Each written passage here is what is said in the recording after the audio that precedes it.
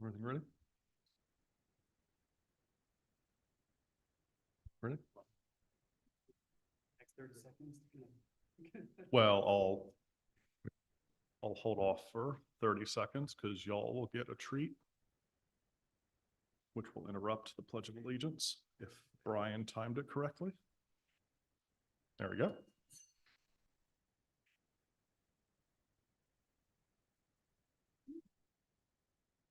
That was totally fun. Yeah, right. Okay, and with that, I will call the February 26th Board of Supervisors regular meeting to order.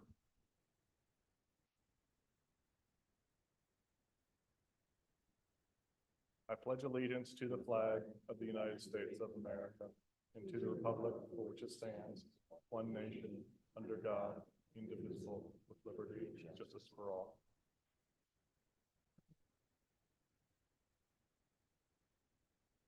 Okay, just so you were aware, we did not have any executive sessions between now and our previous meeting. And moving on to public comment, just a reminder, if you could put your name and where you live on here. So far, we just have Pete Merzinski, if you want to start us off.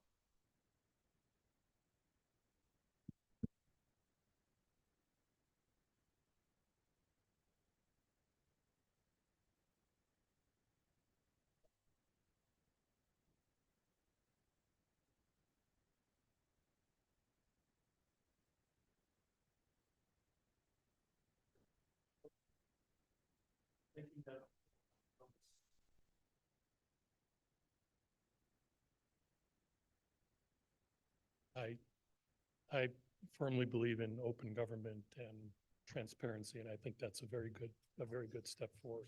I appreciate that. But I'm here to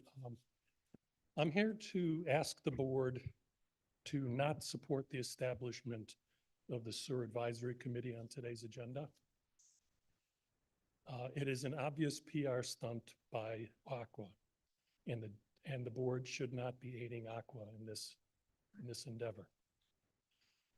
Among the very first things I predict that Aqua will do is they will give every committee member a t-shirt, take them out to some project, have Mark Luca meet them there, and make a photo op out of it.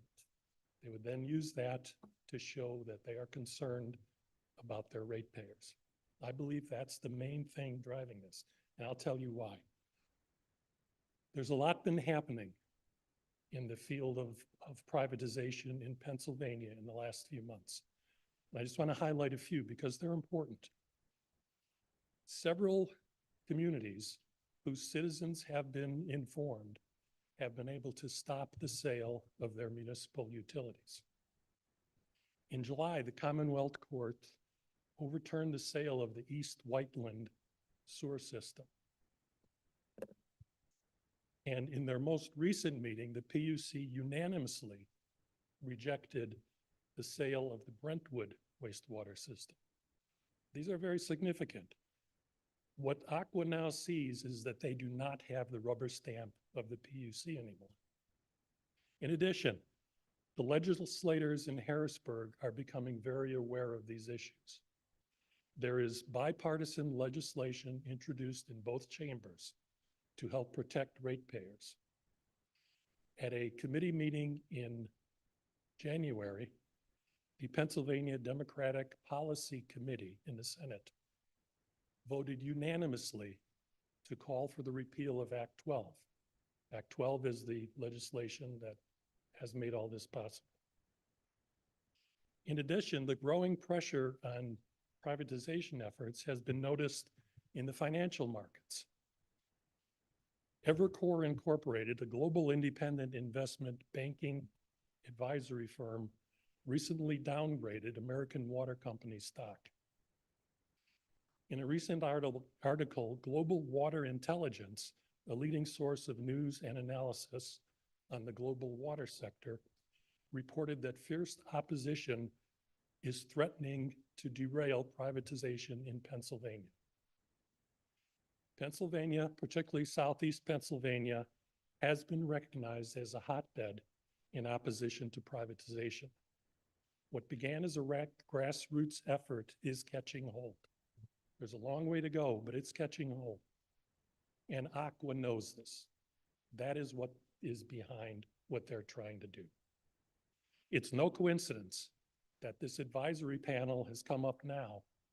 Why didn't it come up 3 years ago when the sale was closed? It's come up now because they are nervous. They're starting to get nervous. They're afraid their gravy train is going to be derailed. They even state in their, well, never mind. So this whole thing is a publicity stunt. I'm positive of that.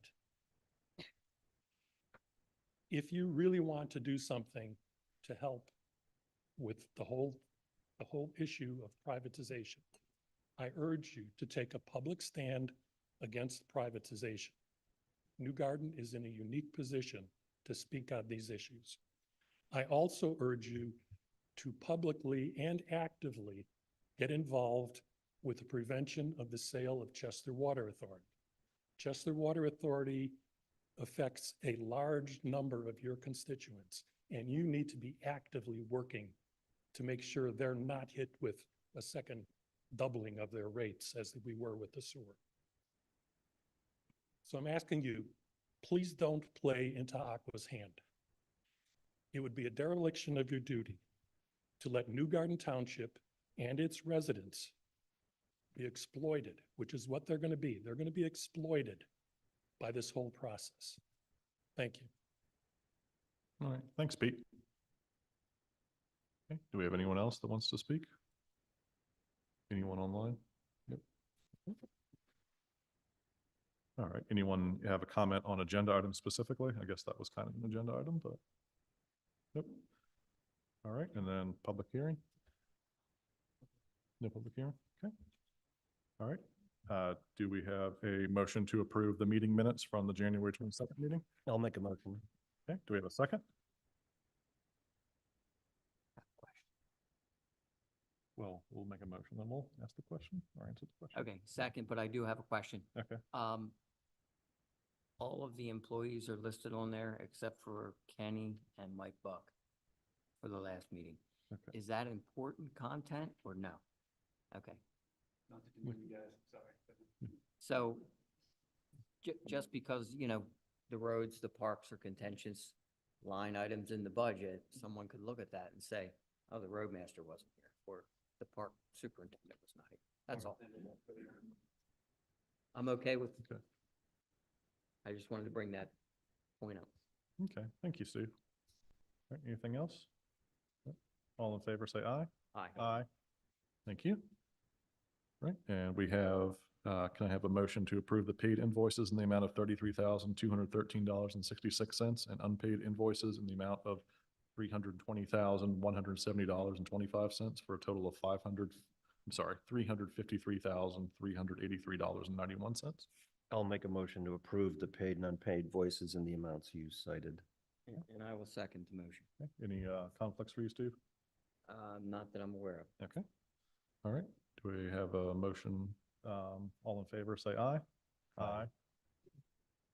Okay, and we have a recognition and appointment. So we'll start with Frank Zagorski.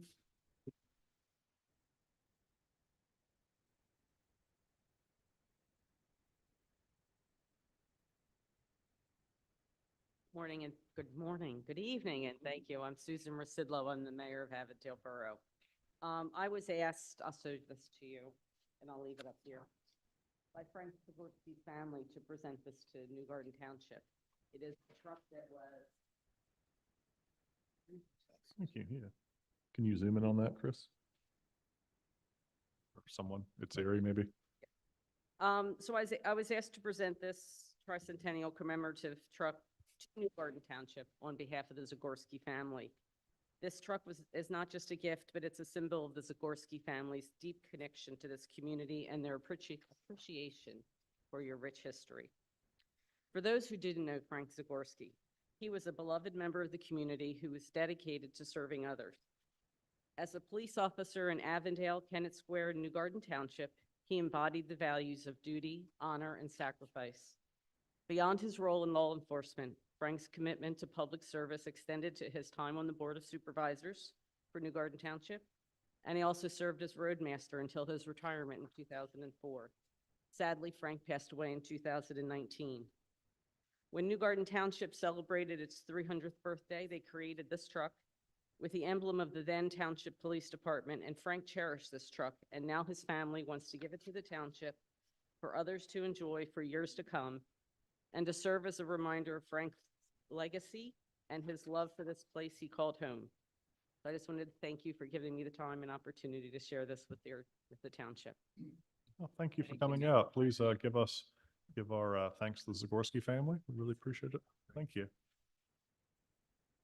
And we were able to get it into the shot. So Siri, you can zoom back out now. So the full view there. Thank you for that expert camera work.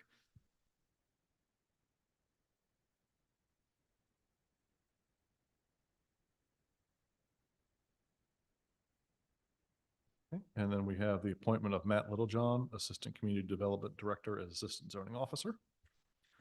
All right, this one's just more of a continuing to identify personnel with their function within the township. So Matt Littlejohn, all one word. And Matt, you can stand up. You don't have to be super shy in the back corner there. Of course, we advertised and were able to hire successfully an assistant director position as it was approved in last year's budget for a community development function with a primary overview of certain different kind of program elements that for the department. But I just wanted to kind of give a brief introduction to Matt of itself. So he really just started last month, so he's still kind of ramping into the overall flow of everything that's happening in the township. Already seeing a lot of good insights and ideas coming forward in terms of process improvements. So we're excited to have him continue to grow into just the township in and of itself, and get his hands dirty as well in terms of getting out in the field with a lot of our property land use matters that we have in the township. But it comes to us from Cecil County, Maryland, where he served at actual Cecil County administration for their senior planner. And works for 6 years, I'm getting this right, in their land use and development services department. So he has a good background as well. And when he was there, he mostly oversaw all major and minor subdivision plan reviews. We do a lot of that here in the township, as well as zoning permit reviews, commercial site plan reviews, traffic impact studies, forest conservationist programs, policy, grants, you name it. So he's a really great person to have on board here. We're excited to have him. So thank you, Matt. And of course, the motion here is just to have him be named officially as the Assistant Zoning Officer. And his role will be to supplement not only just obviously the department, but also help subsidize staffing for any planning commission matters, as well as zoning hearing board, and then other kind of appeals boards that we do have here at the township. So I'm very lucky to have him. Great. Okay, do we have a motion to approve Matt Littlejohn? I will make a motion to appoint him to the position of Assistant Zoning Officer and Assistant Community Development. Great. Do we have a second? Second. Any discussion? All in favor, say aye. Hi. All right, welcome aboard, Matt. Glad to have you.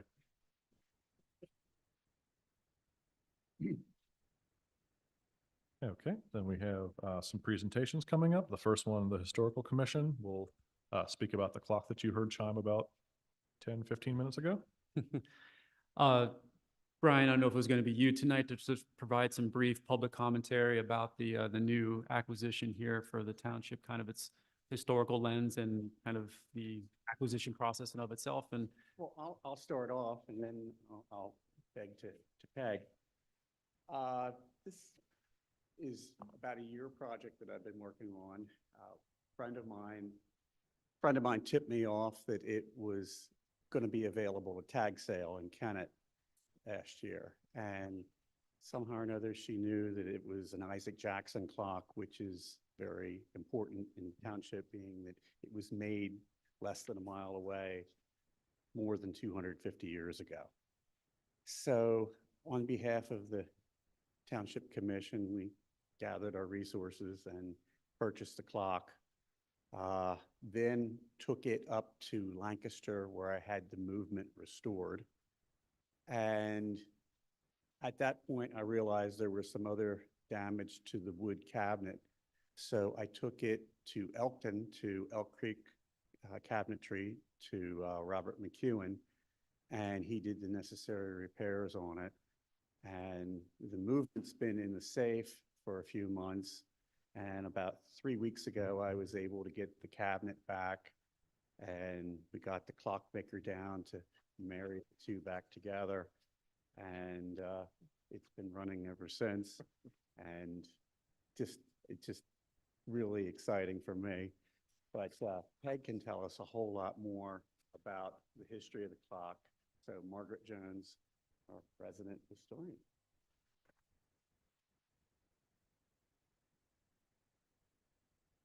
A long time since I've addressed this board. Isaac Jackson was a colonial. You stop to think that he was born in 1734, and he lived his life, for the most part, right here in New Garden Township. He was born in Harmony Grove. How many of you know the house that's part stone and part brick, just east of West Grove and north of Baltimore Pike? If you don't remember it, look next time you go. It's where he grew up. His parents were, his father and his grandfather were weavers. It was customary in the colonial period for farmers who were pretty much doing subsistence farming to have a craft for the winter time. And so when Isaac was quite young, 14 or 15, he was apprenticed to a clockmaker, one of the three preeminent clockmakers in Philadelphia in the first half of the 1700s, John Wood Sr. He stayed there until about 1750, when he had accomplished his apprenticeship. And then he was sent, and listen to these terms, they're medieval, apprentice. Now he is a journeyman in Nottingham, working with the Benjamin Chandley clockmakers. And he stayed there for 2 years and then went home to Harmony Grove to continue to make clocks until about 1762. In 1762, he married a distant cousin named Hannah Jackson. And incidentally, I should tell you of all Isaac Jackson's New Garden connections. When his grandparents came, the first people they stayed with were Rebecca and Jeremiah Starr down on Starr Road. Rebecca was their daughter. And their son, William, married Catherine Miller, James Miller's daughter, and she would therefore have been Isaac's mother, grew up right here on New Garden Road in the big house at Heatherly Lane. So when he was ready to marry, his father purchased 200 acres for him in New Garden Township. Now, this family were all members of New Garden Meeting. This was a Quaker community up and down the road. All the farms were owned by Quaker families. The 200 acres, to identify it today, the elementary school's right in the middle. And the big white house to the south of the elementary school was Isaac's brick house, doubled in size, and now I think it's stuccoed, now white. In 1762, when he married, they built this little brick house, 2 rooms down and 2 rooms up. And in that, they reared to adulthood 11 children. And my guess is that in the early years, before he could afford to build outbuildings, Isaac Jackson probably was making clocks up in an upstairs room because he needed a fireplace to work with the metal. He worked in brass, in silver, and in pewter. Isaac Jackson's clocks, we'll never know how many he made because clocks, I started to say, were demolished. They disappeared when the houses burned down, and wooden clocks would have all gone. And there were lots of fires in the 18th and 19th, house fires in the 18th and 19th centuries. So we have this clockmaker working along in his house. He takes on an apprentice whose name was Elisha Kirby. And the 2 of them are working along in the workshop on the afternoon of September 9, 1775. And you all know the rest of the story. The Hessian and British soldiers marched right through the middle of Isaac Jackson's farm. He never applied for reparations, so maybe they weren't interested in clockworks. But we think of Isaac Jackson as a clockmaker, and for many, many years, that was the only connection that I had for him. More recently, I have learned that he was an active abolitionist because I found a letter written by a grandson whose name was Joseph Lewis, who incidentally was Abraham Lincoln's Secretary of the Treasury. This is an able family. In this letter, he tells of his grandfather's abolitionist work. Now, we think of abolitionists as working prior to the Civil War, but this is in the 18th century. And there were many, we're so close to Maryland that there were many runaways, and then slave catchers would come and try to take them back. There were many freed Black people in this area. There was a church right down on Bucktoe Road. So Isaac Jackson and another New Garden friend named Jacob Lindley, whose house still stands on Indian Run Road, set out to try to help these slaves, these freed people, from being returned to slavery. And they said it was his grandson said it was very, very dangerous work because the men came with guns. Then in addition, Quakers have an organization of monthly meetings like New Garden Meeting House, and then there are quarterly meetings, which, as you would guess, meet 4 times a year. And then there's yearly meeting, annual meeting, and the Philadelphia yearly meeting took in New Jersey, as well as all this part of Pennsylvania. And Isaac Jackson, along with 2 or 3 other people, decided that they would try to persuade the yearly meeting to write a minute, which is Quaker parlance, write a minute to declare that all Quakers should free their slaves. No Quakers should hold slaves. Lots of them did. And Isaac Jackson and his friend Jacob Lindley visited owners of 1,100 slaves, talked to these owners and tried to convince them to free their slaves. In 1775, the yearly meeting approved a minute which said any Quaker meeting whose members held slaves, these people should be read out of meeting, denied membership. So that effort of his was very successful. But his grandson said that any escaping slaves could be assured of help and assistance if they got to Isaac Jackson's door.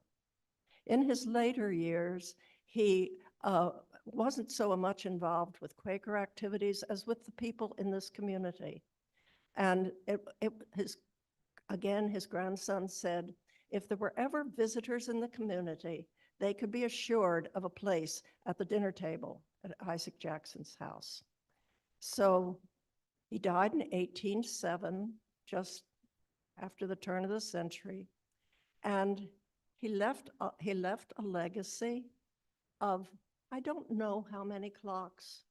In 1947, there was a man in Westchester named Arthur James, who wrote a book called Chester County Clocks and Their Makers, and he found 17 Jackson clocks. Since then, a number have appeared, shown up. I know of 5 that I'm very sure Arthur James did not know of. And we just, in the last couple of years, the Historical Commission has responded to 2 different letters of people on the West Coast wanting to know the provenance of their Quaker clock. The provenance of this clock is the Miller family. For those of you who haven't heard me talk about John Miller of the 1,013 acres, this is your moment. Because here in the middle of the township, the largest landowner in 1708 was John Miller. And he had a huge, big family, left 3 sons who also had huge, big families, all in the township. So Miller was a family name in the 18th and 19th centuries.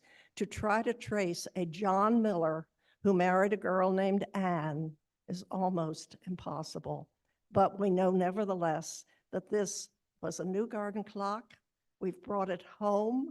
It belongs to all the people in the township, and it's thanks to the Historical Commission and Brian particularly, who's responsible for making this happen.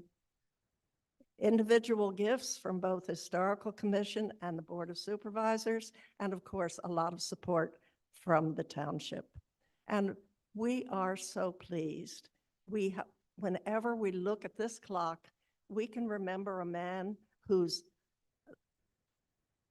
convinced, was so convinced of the need for simplicity in his life and in all things, of his care for for those who needed care, and for the people in his community. He was a wonderful example, I think, of an 18th century New Garden resident. Anybody have any questions? I have I could one. keep talking. Could you speak to the inscription on the clock face, both the name, Oh, that's how you knew it, Well, what it says? he always signed his clocks, Isaac Jackson, New Garden, but sometimes he ran out of room. And so he would put ISC, GIR, and then he also would inscribe some of them with such things as time, what is it, time flies? Time passes swiftly. Time passes swiftly away. Thank you, thank you. Okay. And incidentally, the clocks that were made in that 8 years that, I guess it was 8, I think it was 8 years, that he had an apprentice and then a partner, all would have left his shop with the name Isaac Jackson. The men would have collaborated on the clocks. So, which is the same thing that he probably did in the Chandley workshop. Okay. Great, thank you. Does anyone have You're any welcome. questions? Any members of the public? So much. Thank you. Oh, yeah, I thank just you. have one online. Go ahead.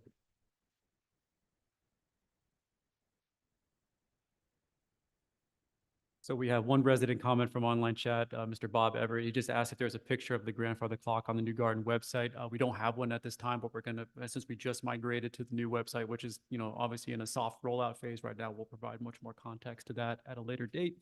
But we will have a space for this item, as well as what I heard was gonna be kind of like a commission template in terms of a brief history about the clocks to provide it just right by it. And then essentially at this point, it's going to be a decision on the final kind of, I don't call it resting place, but essentially the final place where we want to have the clock to have maximum public visibility, but also make sure it's secure and free of kind of invasive elements like, direct sunlight and kind of environmentally controlled space. So we have to consider a couple different options.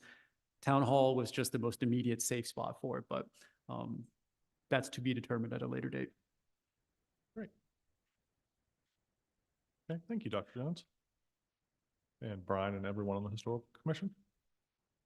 And next we have Bowman Engineering, Baltimore Pike and Newark Road intersection update.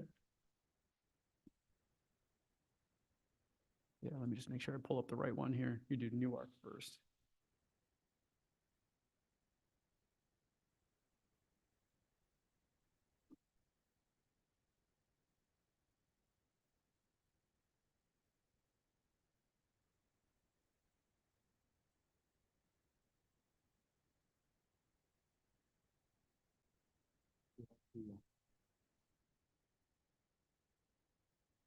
It's at the very end.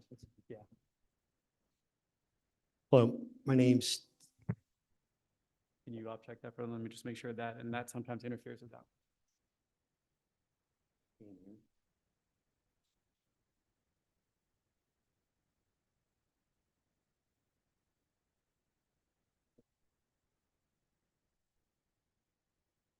Chris. This isn't working. Not I can advance.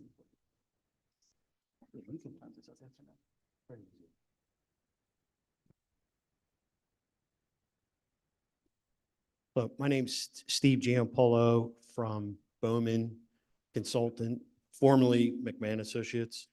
I've been involved with the Newark Road intersection project, I guess, since 2007. That's crazy. I'm here to give an overview. There's a lot of history to this project. Chris, if you could go to the next screen.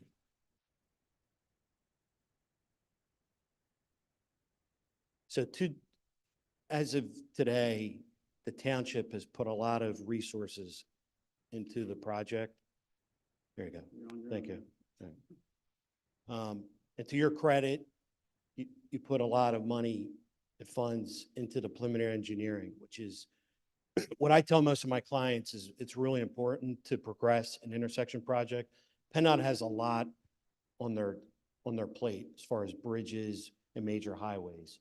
So a lot of the intersection projects that you see throughout the Philadelphia area, most of the municipalities are heavily involved with that. And we have a lot of existing intersections that have been built within Chester County with the involvement of the municipality. So we've completed McMahon, or when we were McMahon, we completed all the preliminary engineering in accordance with all of PennDOT standards, all their procedures. We are now in the final design phase. But before I get into that, kind of give an overview of the project improvements.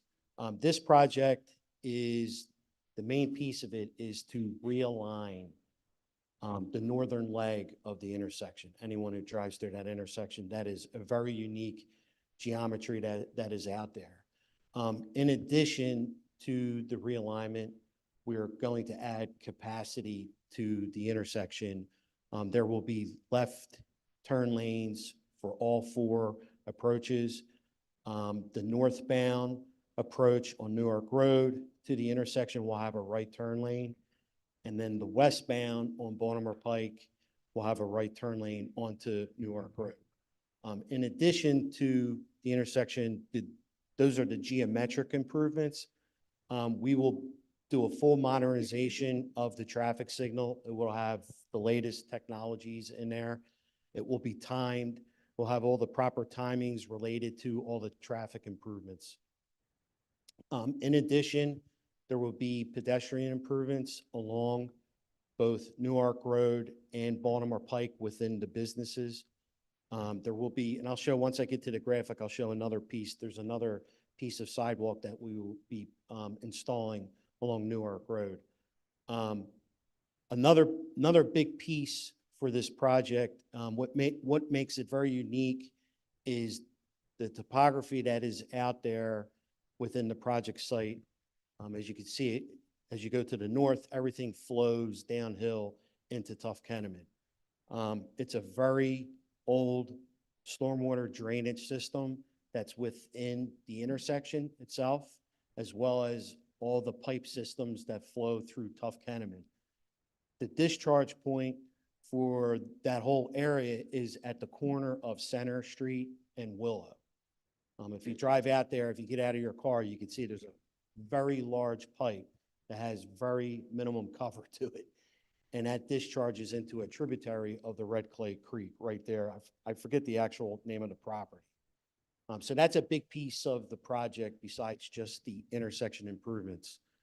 In addition, the last item with respect to the improvements is doing pedestrian scale lighting just within the intersection itself.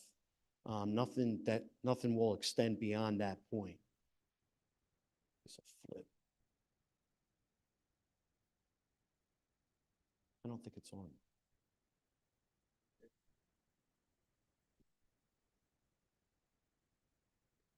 No, the plan, actually,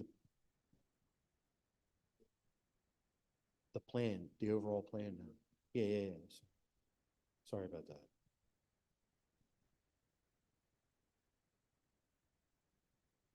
You know what? I'll just go through the slides and then we can click to the plan at the end. Yeah, that makes sense. All right.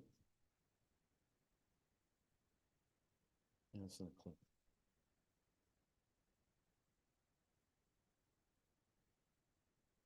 It's not clicking. Thank you.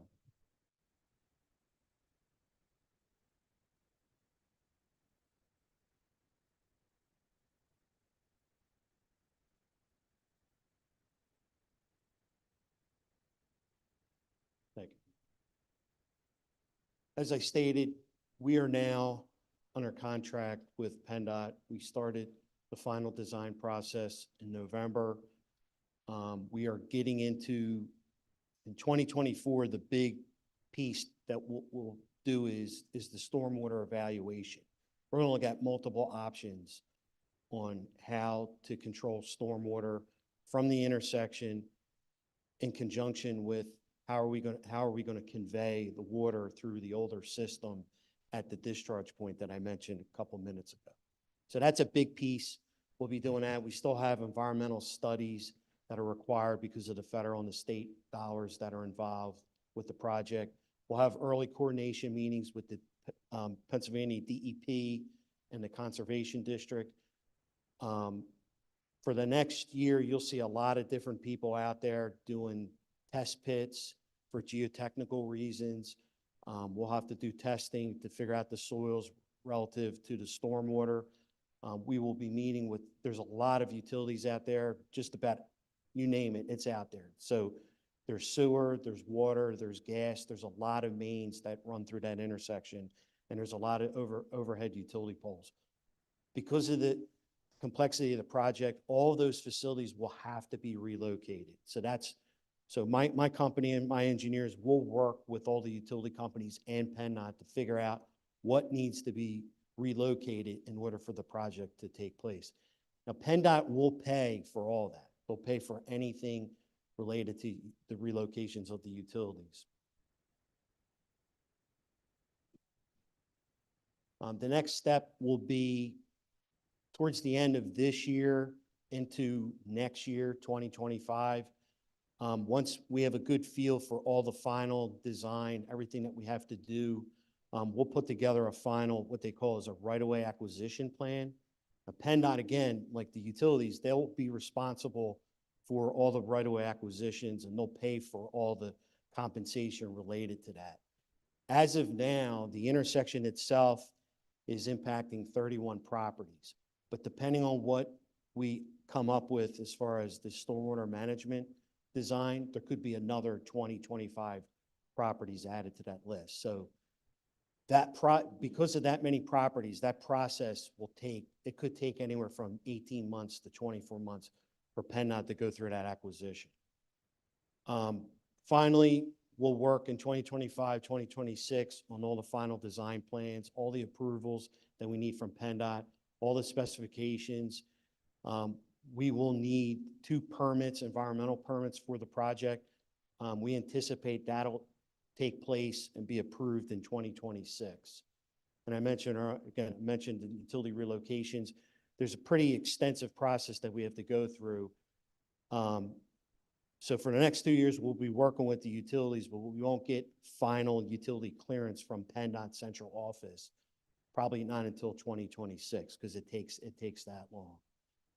And finally, once we get all those approvals, I anticipate we'll be able to advertise the project through PennDOT's electronic system called ECMS in 2027. And then right now we anticipate 2 years of construction. So can we switch to just the graphic real quick? Yeah. Yeah, that's fine. Sure.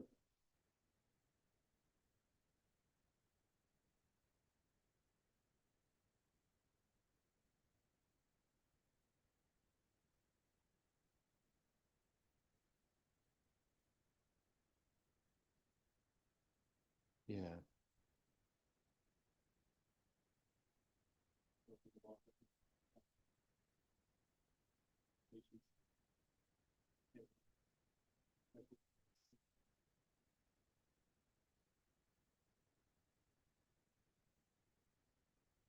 You want to kind of read from top to bottom? It loads. I know. I would zoom out.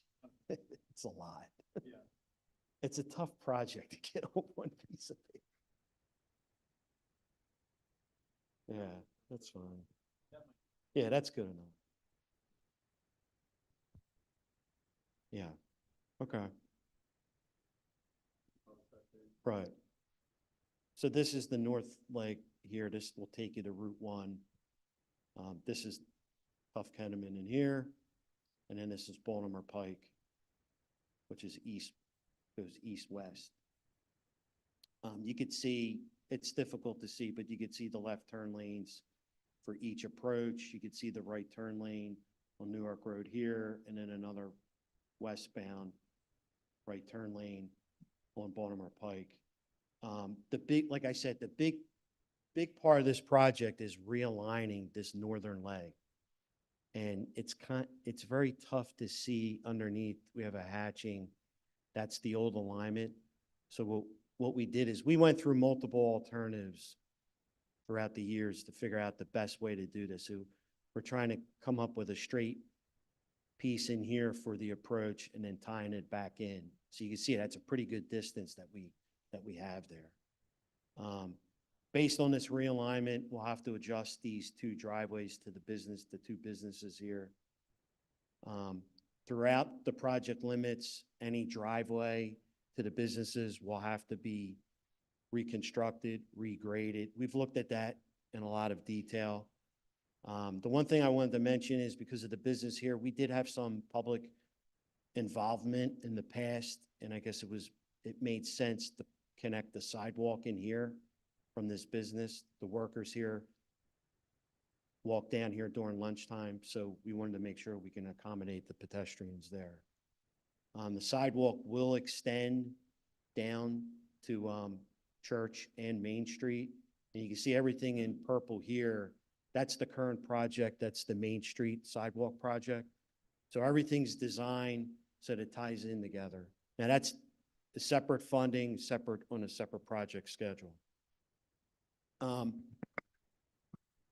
guess the one thing to mention as far as stormwater, the main stormwater runs along here on Newark Road, and then there's a couple of pipe systems that come from Baltimore Pike in here that go underneath the buildings. So that's what we're going to try to do is look at what is the best way to improve the downstream stormwater. So, we'll look along possibly on Church Street. We'll definitely be doing something on Center Street.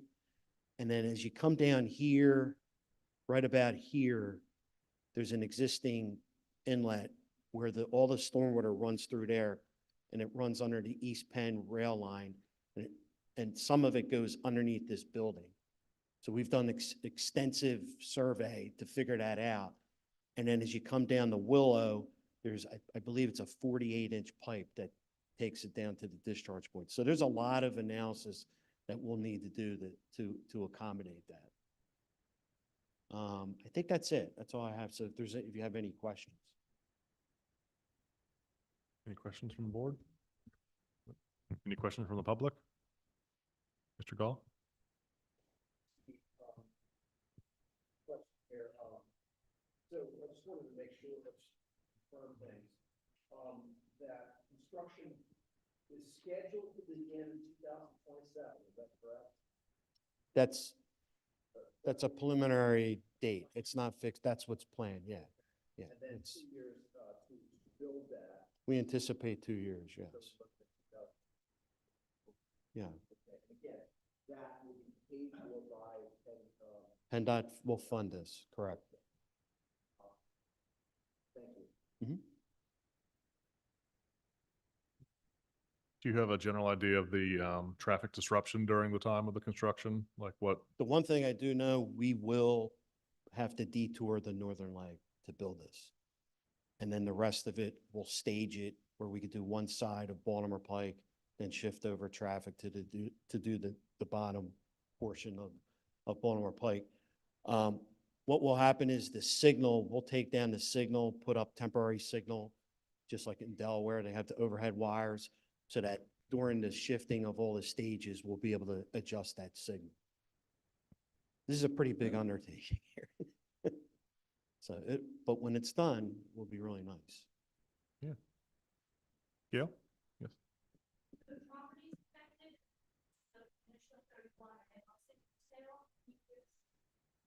They're scattered. Just real quick, throughout, yeah. for questions from the crowd, and just make sure we at least get something into a microphone for recordation purposes. So if you just want to repeat it out loud. Her question, yeah, just to Yeah, make her sure. question was, are the acquisitions, property acquisitions all commercial? Yeah. And there'll be commercial, residential, it's a mix throughout this project site. Okay, anyone else? No? All right, thank you for that presentation. You got another one in you? We have another.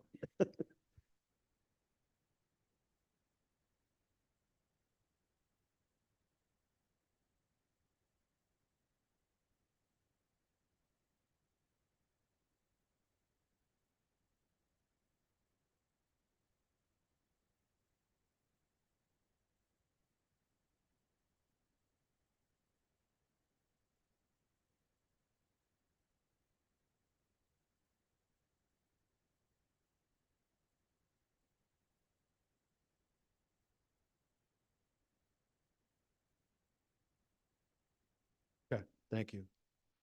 So this project, Bowman is not the designer, the engineer on it. We're just here on behalf of the township, try to give it an overview of the project. I have been in with two other municipalities, so I'm familiar with this project. I've done the same, something very similar, looking at the alternatives that PennDOT's proposing for other interchanges along Route 1. So PennDOT's project, Route 1 project, there's 5 sections. This section that goes through New Garden Township is section 210. It goes from the 41, I guess just north of the 41 interchange to Schoolhouse Road. So this PowerPoint was put together by PennDOT's engineer. We made some modifications to it just for tonight's discussion.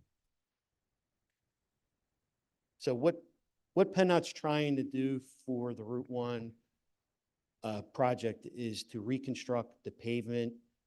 They're looking to upgrade some of the interchanges with respect to acceleration lanes, decel lanes at the ramps.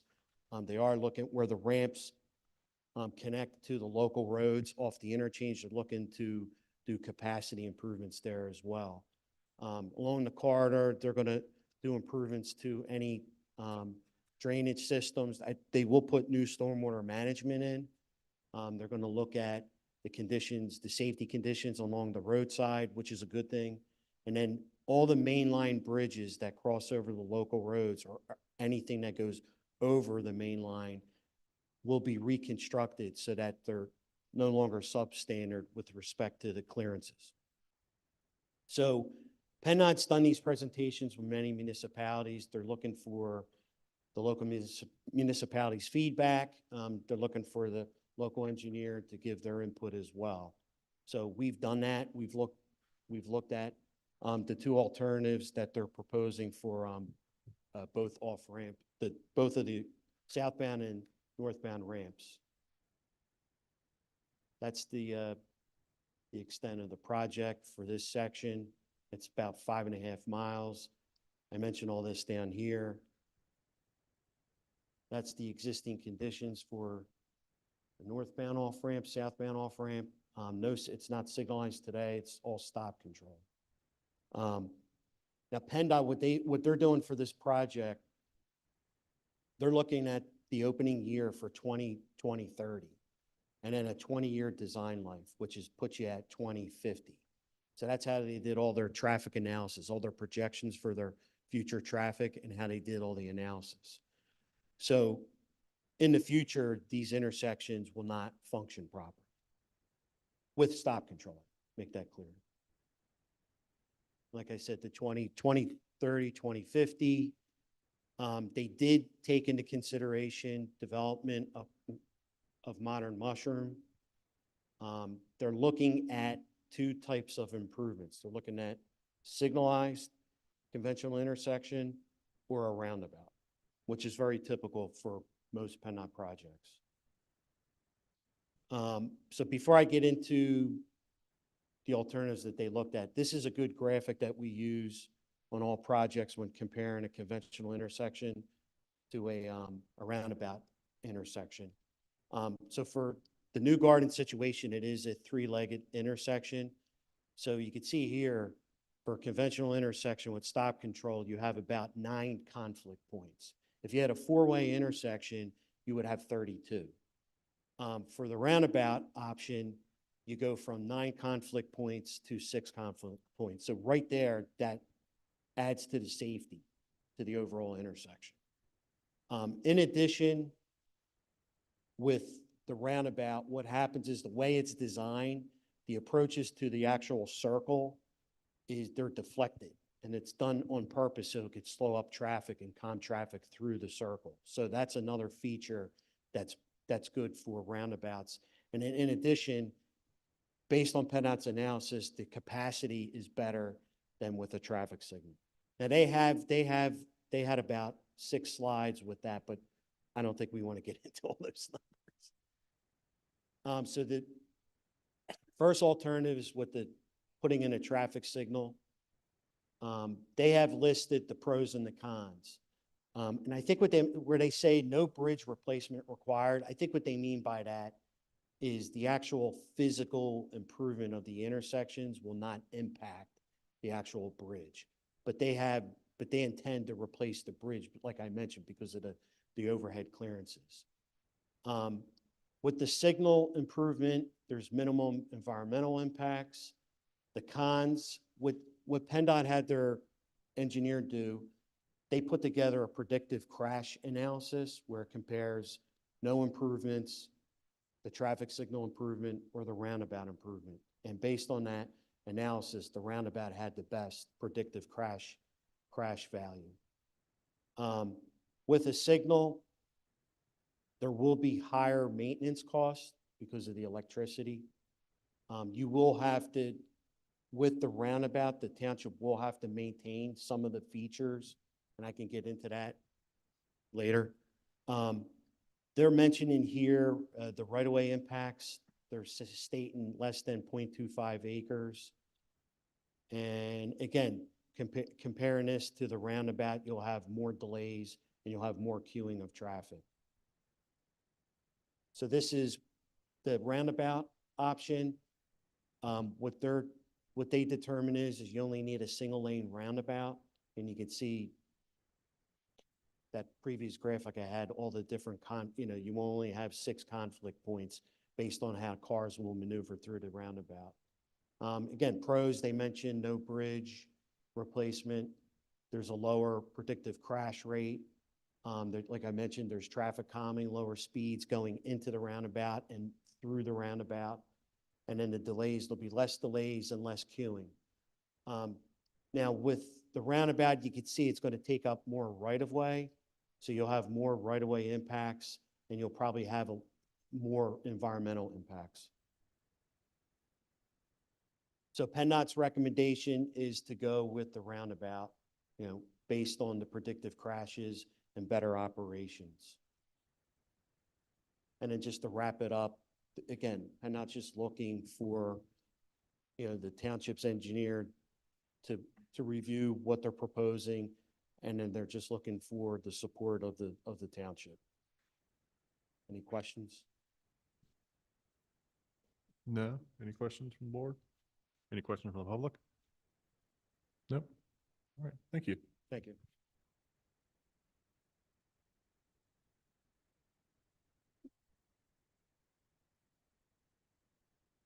Okay, next moving on to public safety report.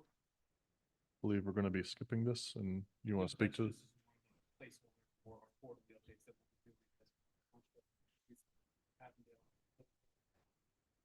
Right. Did you want to speak to that at all, or? Okay. All right. Yeah. So just to let everyone know, instead of monthly, we're going to be moving to a quarterly report. So just so you all know. Any unfinished business? Nope. Okay. Moving on to new business, the Aqua Sewer Advisory Committee.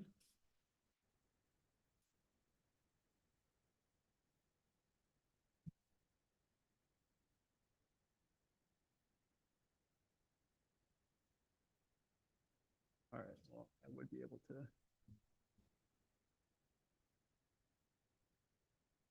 All right, while that's compiling, this was just brought up as a hanging item that was as a, essentially like a checklist item that was a remaining aspect of the asset purchase agreement, which was the possibility to construct and synthesize an advisory committee consisting of 3 to 5 members, one of which would be a designated official that was agreed upon by Aqua as an Aqua official, as well as up to then, in this case, 4 township residents that would want to support and involve themselves into that, I will call it like a quarterly-esque type rhythm construct to the meeting. And the ability, I think I had it in there in the actual, if I can pull it up here, provision here in clause 5 in section 8, which is construction and synthesis of that meeting in of itself. So this is just to let it know, go out to the public as well as deliberation for the board, should they choose to do it. There's no punitive measure for doing it or not. It's just whether or not the board that thinks that this is a priority and they want to establish it and then let us know what the direction you want to staff to help organize and coordinate it on behalf of the township. But nothing else other than it was just something that wasn't completed post-sale. So this is something that we're bringing forward now. And so the genesis of this was, did Aqua ask us to do this, or is this something the township did now that we finally have staff? It was just a remaining item and it just came as like a, now this is rising to the top of the pile. No, and yeah, there was no outreach from them to establish this committee. Okay. All right. So do we have any opinions on? if we No, should I do think it, it's if just, we should- this is just basically follow-up from the asset purchase agreement. It was something that when it was sold, that Aqua and the township agreed that they would look into. Correct. I don't think it's a. I believe this was requirement. also and sorry, this was also readdressed during the town hall during the fall Correct. 2022 as well. So that just kind of is just in terms of criticality, it was something that was just addressed twice, once in the actual agreement and a second time in a public forum. This is just the execution of that. I would like to hear, Chris, your pros and cons, benefits, pluses. From what they Having- outlined, I mean, it's to facilitate input. I don't know if it's going to change any policies or directives. It's just to kind of provide a sounding board for township matters. I don't, and nor do we have any control to authorize them to, or direct them to do anything. We are a net consumer of Aqua at this point, and this is just a bridge. I don't know if it's a one-way bridge, a two-way bridge, and something could change, but that's up to public deliberation. But that's my understanding of it. It's kind of like an engagement effort, if anything.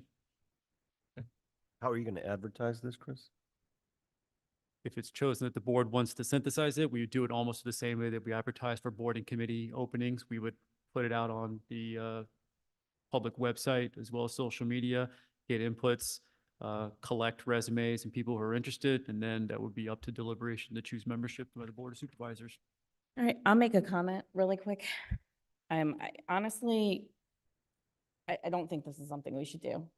And the reason is not because I think there's a conspiracy.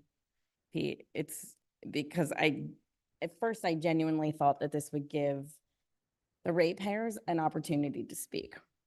Over time, through research, I think the only way that they're going to have a say is through the PUC. I think we've all stood up here and we've said that. So this is kind of like a false, it's not going to actually provide, in my opinion, the ratepayers a chance to speak. I'm not going to sit here for 6 more months and argue about X, Y, and Z about Aqua. And I think it's going to devote resources that they're saying, you know, nobody has said to the contrary that they actually want this group. So I think we should redirect the township resources to something that's more meaningful, and I don't think it's something we should move forward with. So is that your motion to table? My motion is to table. Do we have a second to table the motion? Second. Second. Okay. Any discussion? Troy, Ted?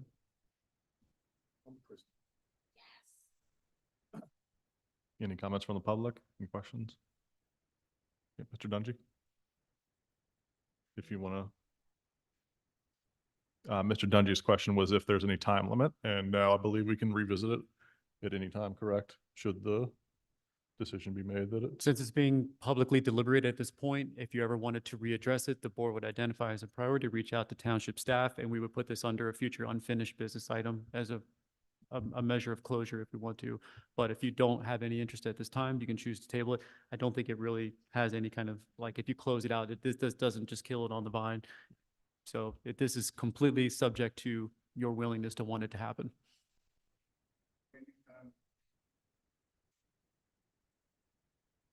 Correct. Right, with, you Yeah. know, adequate There's no, public knowledge and everything. Yeah. Yeah. There we go. The Yeah, clock right. has spoken. Yeah. Clock is Excellent immediate timing. just as a measure, there's nothing that says by this date. Right. So as what was done was the sale, and then post that, if we ever choose to opt in, think of it as an opt-in clause. Right. And so just thinking, as you noted with the PUC, I don't know if it's something the township wants to get together on, but perhaps when they present their rate cases as an annual basis, we can just put together an ad hoc committee to get residents' opinions and things like that. And I mean, we've done that along the way as well when we could. We've Right. made these Yeah. statements. It's not mattered. Nobody believes us when we say we've done it anyway. So I mean, we'll continue to do the right thing, but Right. I mean, and just to be clear, this is in the contract that we've all sat here and talked about, like, I can't even, I don't even know how many hours we've talked about this contract. So that statement that Chris is talking about is in there. And we've talked about it at numerous meetings. So it's not like this is a surprise or suddenly just came out of the air. But if there's no value in it, let's just move on. Okay. All right. Claire? Hello again. Yeah, just a reminder, microphone every time. Yeah.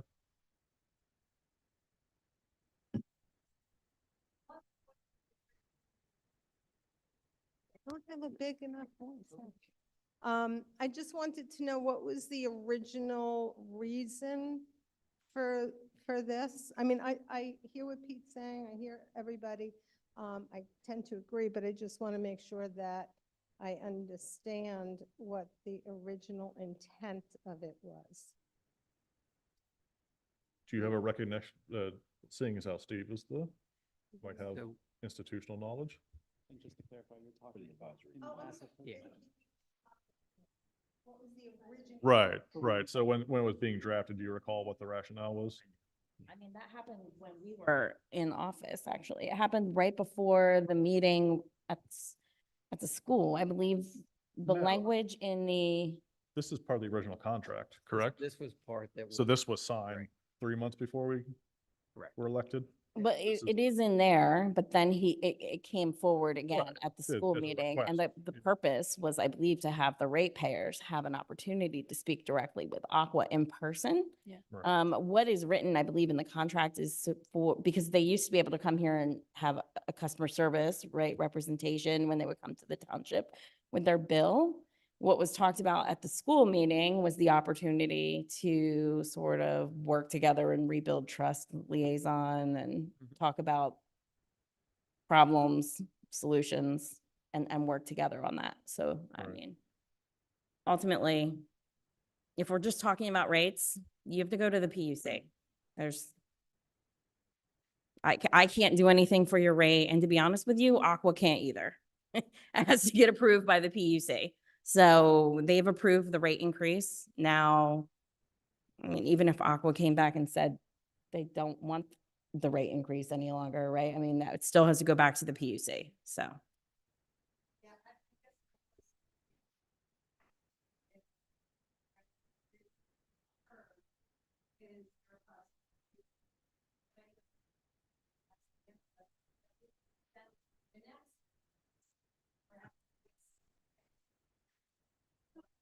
I think the basis for the committee, as they've said, was really to give citizens a voice. I don't think that voice had any impact on rates. So as they've said, the PUC is who approves the setting of them. So that's probably the best place to go. And they are advertised hearings, so you can attend. Okay, so we have a motion to table on the floor. So, any more comments? Nope. Okay, so all in favor of the motion to table? Aye. Aye. All right, thank you.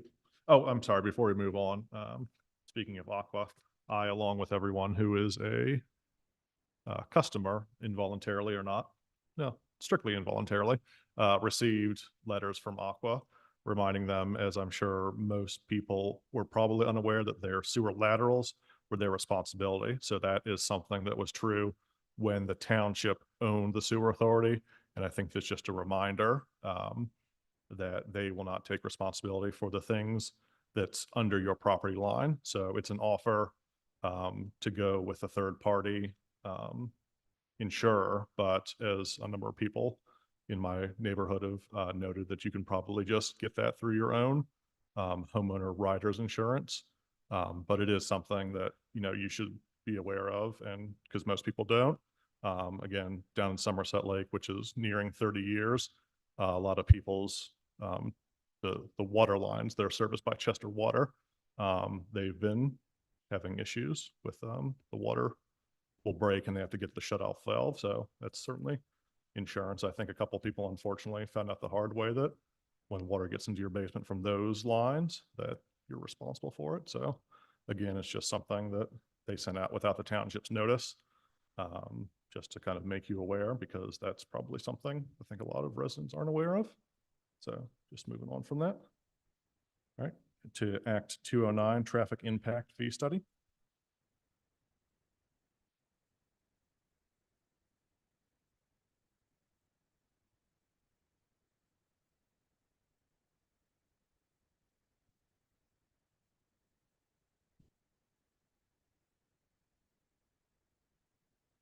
Good evening, members of the board. Mr. Chair. Good evening, members of the board, residents, staff.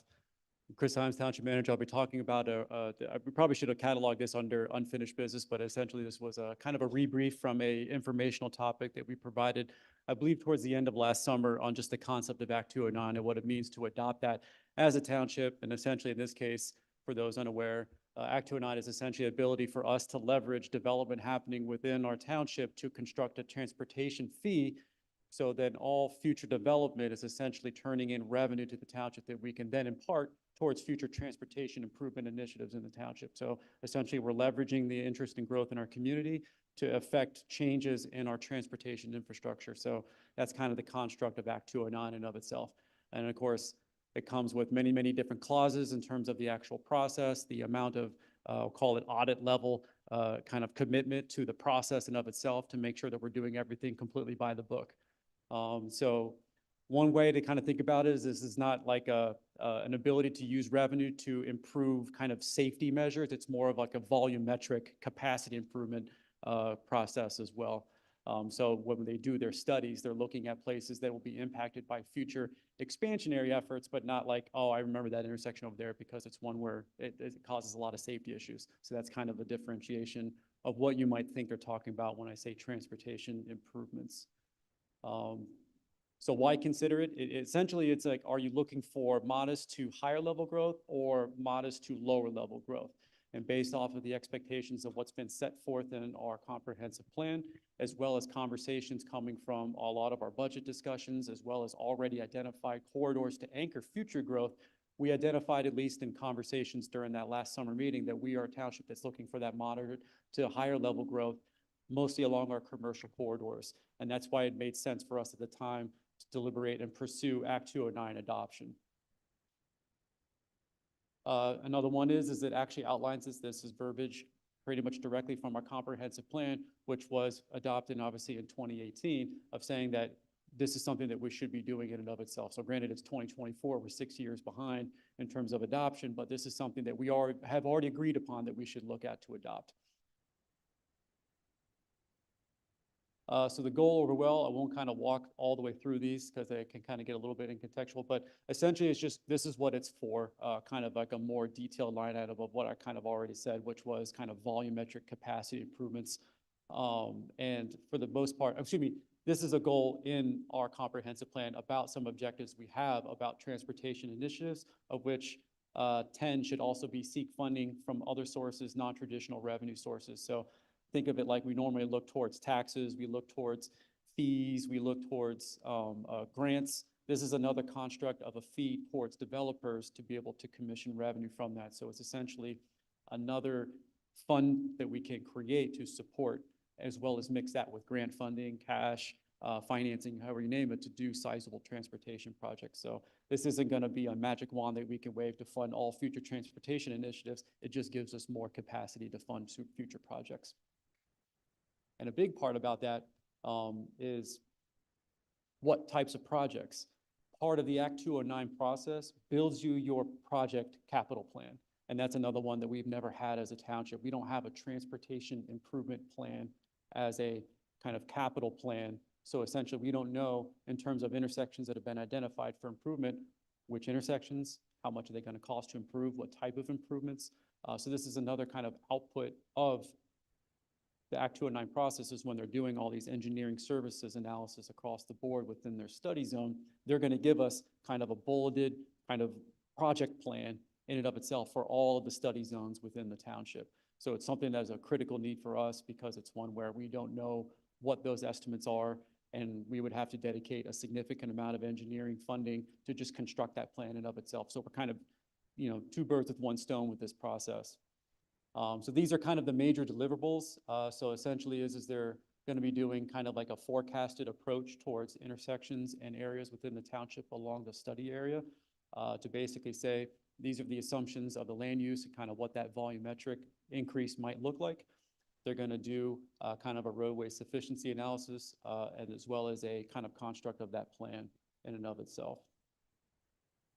Part of this is we need to have a dedicated committee, like a task force, if you will. And that's one where it's pretty specific within the actual Act 209 policy that it has to have a certain amount of membership and eligibility amongst those members. They categorize themselves as, I think, real estate professionals, developers, and building industry professionals. So on a 7-member committee minimum, we need to have at least 3 of the people that meet that criteria to get to the 40% minimum. And that's one where we were essentially trying to look and harness the expertise within our planning commission, as well as a few outside members and residents to be able to construct that. So for the most part, we're using our planning commission with membership criteria, as well as a couple supplements there. But the resolution you'll be looking to deliberate and possibly adopt tonight has that member committee in there, and that's also in the, in the agenda as well. So you'll be approving that as one measure, as well as the other part is we can also today, because this is an 18-month process, this is going to take a bit amount of time. It's not like we are waiting until the very end of the adoption process to construct the fee, because ultimately that's what this process is all about, is we get an assessed impact fee. Think of it like a recreation fee in lieu of for development, any other kind of transportation this is something that based off the amount of trips, like for example, White Clay Point, the amount of residential and commercial development that happens there is going to generate an amount of trips. On a per trip basis, we assess a fee for that. So it could be any range, provided that we essentially have a kind of procedural approach towards establishing, and then per trip, per fee dollar amount, that goes into a transportation fund. That's kind of the input and output. As well as obviously, like I said, having our capital plan as well. So up until this point, we've essentially kind of established everything. And with the scope of work that was provided in the actual proposal by Bowman, who's our transportation engineer, tonight's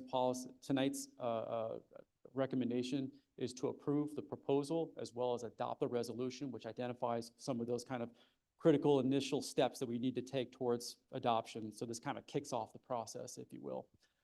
This is also a project that is funded in our capital plan that was approved in the FY24 budget. So it's not like it's coming out of thin air. We've already identified this as a priority, and it's just, since we have all the materials and documents and people in place, we're ready to start. So that's kind of what tonight is all about, is starting it off. So I'll stop it there, and any questions from the board?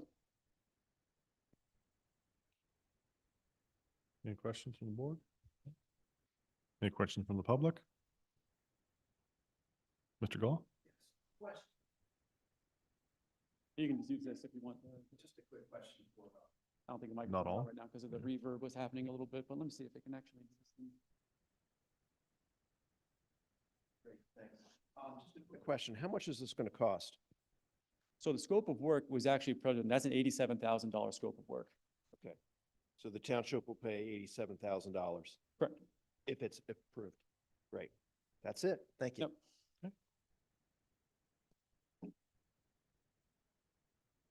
Any more questions?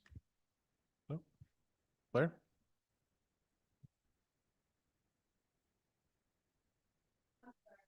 It's in our budget? It's already paid for? Yes, yeah, this was a part of our, I think it was one of the initial general administration components of our 5-year capital plan. So this was already budgeted and approved. We're just spending it now.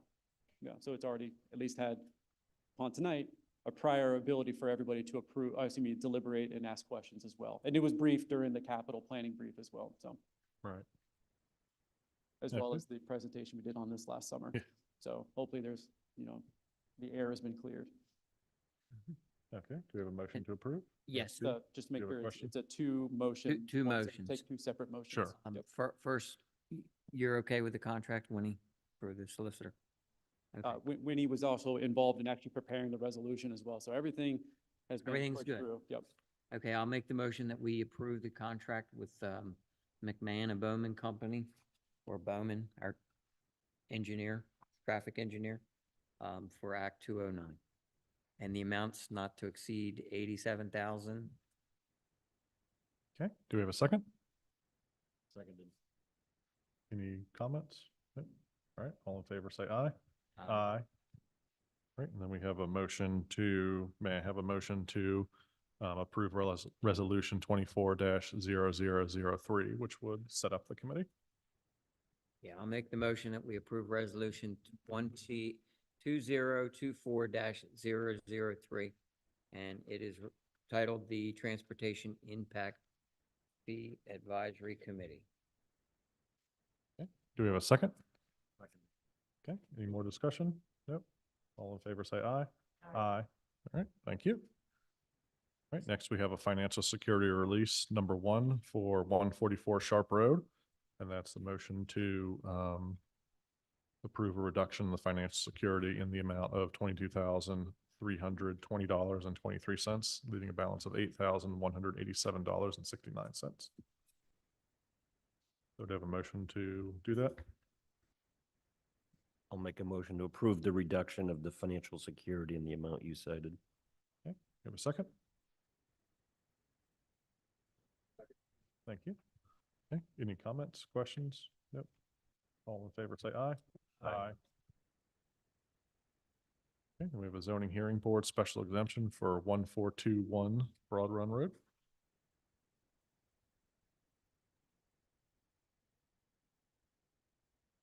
Do we have anything about the 1421? No, Robert, if you wanted to come forward, you don't really have anything. It's a pretty, if you can read the actual summary memorandum, this is essentially another one where it's going forward for the zoning hearing board for final deliberation, but seeking a variance, I think was and the position was to take no position as a board, just, it's more of a general awareness that this is coming through. Okay. All right, do I have a motion to take no opinion or take no action?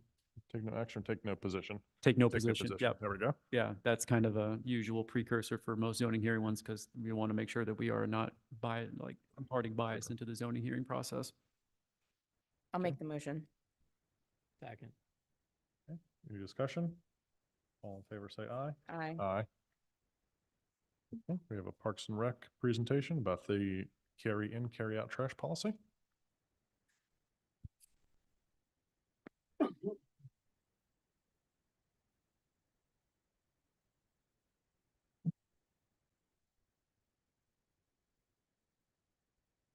All right, good evening, everyone. My name is Mike Buck. I'm the Park Superintendent. Going to be presenting my proposal to implement a carry in, carry out trash policy here at New Garden Township.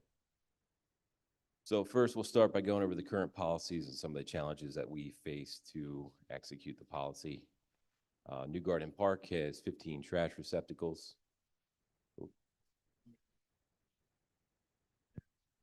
Yep.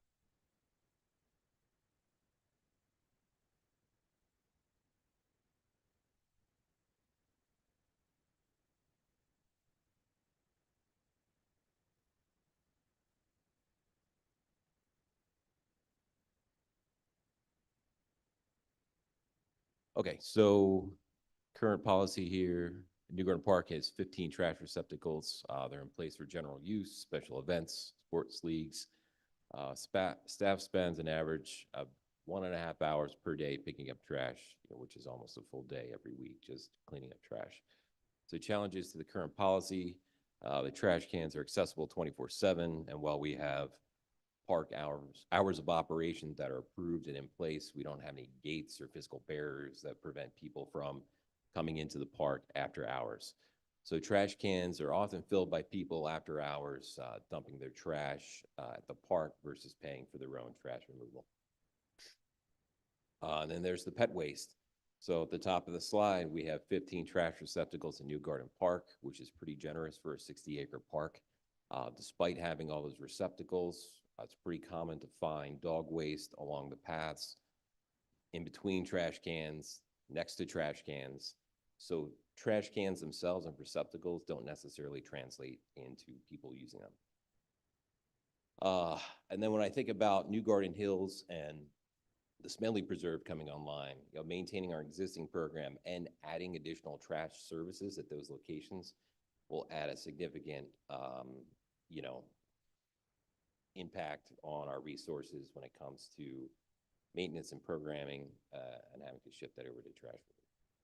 There are a few pictures. One of the pictures is missing, but these are just some examples of over the past couple of months of what we found in our trash containers at New Garden Park. So we've got a bunch of bedding over here. That's a workout bench. Some folks came to go sledding and also decided to bring all the trash from their household and dump that in there as well. There was a picture here of someone who took a bunch of to-go containers they were collecting with a bunch of dog fur from a vacuum and a couple other fun things. And here's just some yard waste that someone dumped in a box. These are all, again, recent examples of folks who are using the current program. So how would this work? The policy's in the name. So park patrons would be expected to carry out what they've carried into the park. Trash receptacles, temporary trash receptacles will only be provided for pavilion rentals and special events. So sports leagues would be responsible for trash generated during practice and games. And you might think that's a big burden, but the way their facility lease agreements are written, they are currently responsible for getting rid of any trash generated. I've spoken with both KAU and White Clay Soccer. They're both actually really excited about the program, and they're willing to help us, if approved, promote it and then monitor the progress. These are just kind of excerpts from their leases there. So let's see. This program would not be unique to New Garden Township. Similar programs are in use all over the country. But we're just going to zoom in and talk about what Pennsylvania is currently doing, what the county's doing, and then what our neighbors are doing as well. So Pennsylvania State Parks, DCNR is carry out for camping and general park use. Over here, this is where things got funny. I don't know what happened with this version of the presentation, but natural lands, parks, and preserves, they manage a large number of parks throughout the state. They don't have any trash receptacles. They do have dog waste receptacles at trailheads. But in speaking with them, again, it's one of those things where they're there, people take the bags and they leave the waste along the trail, or they tuck it just further enough off the trail so that when the maintenance crew comes through, they whack it with a weed eater for a nice little surprise. So the next part here, so in Chester County, Wolf Hollow Park is actually in Chester County park system. It's completely carry in, carry out. The remaining county parks provide trash receptacles. However, staff spend approximately 30 hours a week removing trash from those locations. And that's with a staff of 5 to 6 full-time employees during the months of May through October. So our neighbors in Delaware have a carry in, carry out program. It's been in place since 1994. And then the Maryland State Parks have a carry in, carry out trash-free parks program in place since 1993.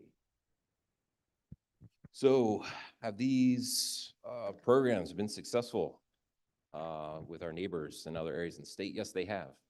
There are a lot of benefits associated with the carry in, carry out program. And here, Garden Township, the initial impact would be a reduction in staff hours spent on trash removal that would allow the park to reallocate labor dollars, a little over $8,000, to other important park functions and projects. And then, again, going back to New Garden Hills and the Smedley Preserve coming online, you think about their location and proximity to everything in the footprint of the township. You have one on the southern end of the township. You got New Garden Park, and here in the center, got Smedley Preserve on the northwest corner. You know, that's a lot of traveling between those parks every day to pick up trash and to haul it to a central location to have it picked up. So we'd also be reducing fuel costs and money spent on disposal. Some success found in these other locations who've implemented the program includes fostering a partnership between the visitors and parks by encouraging all visitors to help maintain clean parks. Improves the appearance of the overall parks by removing trash cans that detract from the beauty of the natural environment. Encourages visitors to bring reusable containers and to recycle as much as possible. And then increases safety by reducing the number of bees, wasps, and other pests in picnic areas and pavilions. I can say this last one here, we have run into issues in the past where a bunch of trash accumulated over the weekend from whatever, and someone got stung from a bee or a wasp. So next steps, if you're open to proceeding with this program, a carry and carry out ordinance would be prepared and presented for approval at the March 2024 meeting. The new policy would roll out in April 2024. Prior to implementation, the carry and carry out ordinance would be advertised on our website, social media, email blasts, and newsletter. Signage would be installed in all the parks, and then existing New Garden Park trash receptacles would be phased out by the end of April 2024. And myself and the staff, as well as our partners, would monitor the parks just to ensure compliance with the program. Any questions? And Mike, I just wanted to briefly add, so kind of three elements to this one. I just wanted to, as a demonstration to our residents, that we do go through a lot of our programs to achieve efficiencies of scale, in this case, scaling down while we're scaling up. So I think to kind of carve that out, I think we'll have as the construct of both parks in there over, I think it's almost 400 acres of total park space once all are complete. And other than Mike's services, which picking up trash is usually not a part of that, we have one half-time employee essentially serving that function of like a parks facilities maintenance crew, if you will. And that's to do all of that across the township board. So we're trying to save money here while scaling it down. Two is there's a reason people say if you kind of build it, they will come. If you remove it, they will tend to go away. There's a reason you go to most commercial businesses and you'll see all their bins and containers. They're on like a heavy padlock. They have like walls constructed around them. If you remove them, there's a reason they go to these in the first place. It's just because they're there. So that's the concept, but we will monitor this going forward if the problem doesn't go away with other enforcement matters, which in that case could be if we draft an ordinance and enforcement around citations and tickets for those who are caught in violation of this as well. And I think that's it. It was just mostly just kind of the construct of that we're trying to do the most with what we have. Chris, I think that's really important that you called attention to. Because we sit here in these meetings and we talk about not wanting, you know, nobody wanted to raise taxes, right? But we had to do it. And, you know, what does that translate to? Like, really, what does, not the increase in taxes, but like reducing services? What does that look like? What does that mean? So this is, you know, some of what that means. Just as a quick side note, Chris, oh my gosh, I just called you Chris, Mike. I know that a lot of people with like kids and stuff, they want to have opportunities to volunteer. Is there any way that we could get like a committee together with volunteers that would be willing to come to the parks and like pick up trash? Because I can just anticipate this is going to end up with trash all over the place, or probably. Sure. Yeah. I mean, we already have our Friends of New Garden Trails group in place, and I think that group could serve as kind of a conduit for anyone who's looking to come out and volunteer their time to help clean up the parks, whether it's a branch down a trail or someone, you know, trash out in the park. We'll take any help we get. Is that, when I think of Friends of New Garden Trails, I think of folks with like chainsaws that are chainsawing trees down that have fallen over. And I'm sure there's way more to it than that. But like, if I was to get my kids involved, or we were to ask, Kids' Earth Day coming up, like for volunteers to come and pick up trash, that would be Friends of New Garden Trails. Yeah, that's what I would recommend. Yeah. And I would, All right. I would help coordinate that with the group. Yeah, that would be great. And I think maybe me and you maybe work together. Maybe we reach out to the schools, see if there's any way we could get in their newsletter or something and see if there'd be any interest in volunteering and get a little committee together of some younger kids that might be able to help out. If you're open to it, I'll work with you. Okay. Yeah, sounds good. All right. Thank you. Just to You're welcome. piggyback on that, I know the University of Delaware sent a group of kids up to help out with the Friends of the Trails with the annual maintenance for stuff, Perfect. so. That's all right. And to piggyback on that, thank you for taking care of the bridges over at Laurel Woods. Absolutely. You're very welcome. That was the work of our full-time park employee, Andy McCann. My dog and I appreciate that. I'll let him know. Thank you. Okay, any questions from the public? Okay, again with a microphone.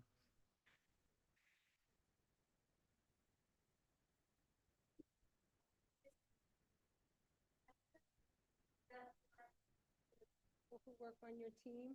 That's correct. Yeah. Okay. So the trash company that comes and gets the garbage, right, trash to take it away, does that mean we eliminate that cost too? That I'm not sure. I mean, we take all the trash over to the public works dumpster. So I don't know how much this is going to offset the need for service, but I would imagine they're on a set schedule where they come and remove that trash the same day every week.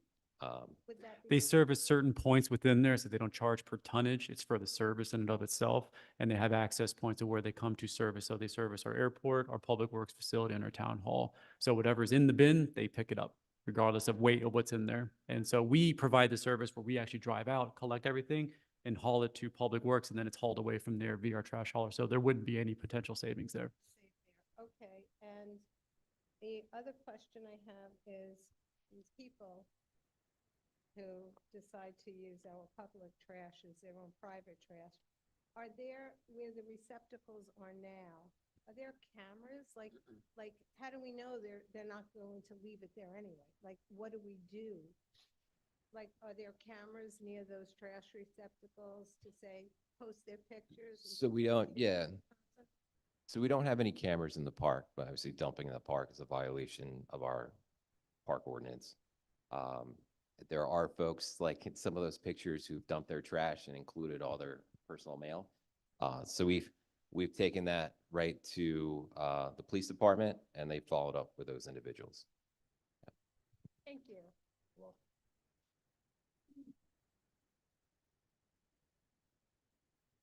Okay, all right, and Chris?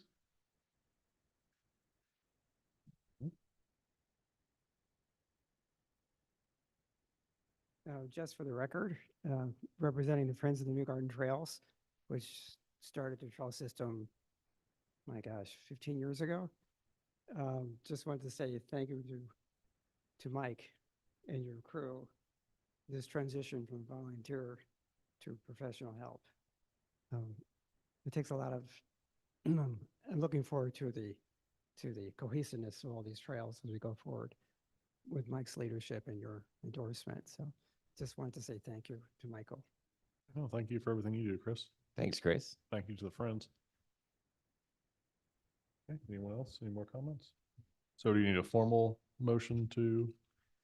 I think we've kind of put that out in the procedural aspect of it is if you want us to pursue this, kind of like the way we also looked at rental inspections and fire code, is this an Yeah. ordinance that you're interested in?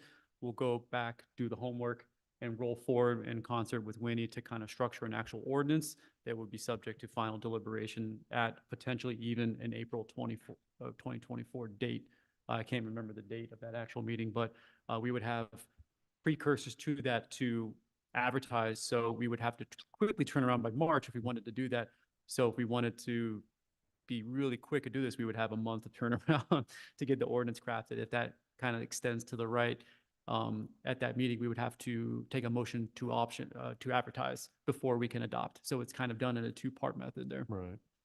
Okay. Yeah, I wouldn't think we would have to reinvent the wheel on an ordinance. I would think that in Chester County, we should be able to find one that we can just basically change the names But I always have to make it better. pretty, Mhm. well, Yeah. has to be perfect, yes. We'll also make sure that it's befitting of what we have on book here at the township. But yes, of course, we'll make sure that we reference as many best practices as possible.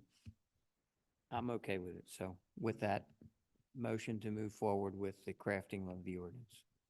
Everyone else good with that? All right, great. Thank you, Mike. Thank you. Just stay. Okay, yep. Hang out until we get the next up Smedley Preserve parking update. Second.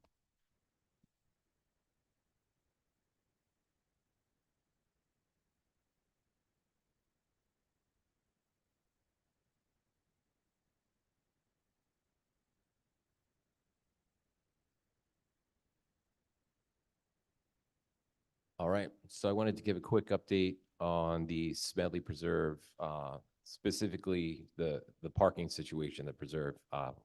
We understand that it's an inconvenience that there currently is a dedicated parking lot. However, myself, Chris, and our partners at Natural Lands Trust are working hard to finalize a master plan, which is going to identify what that long-term parking solution is.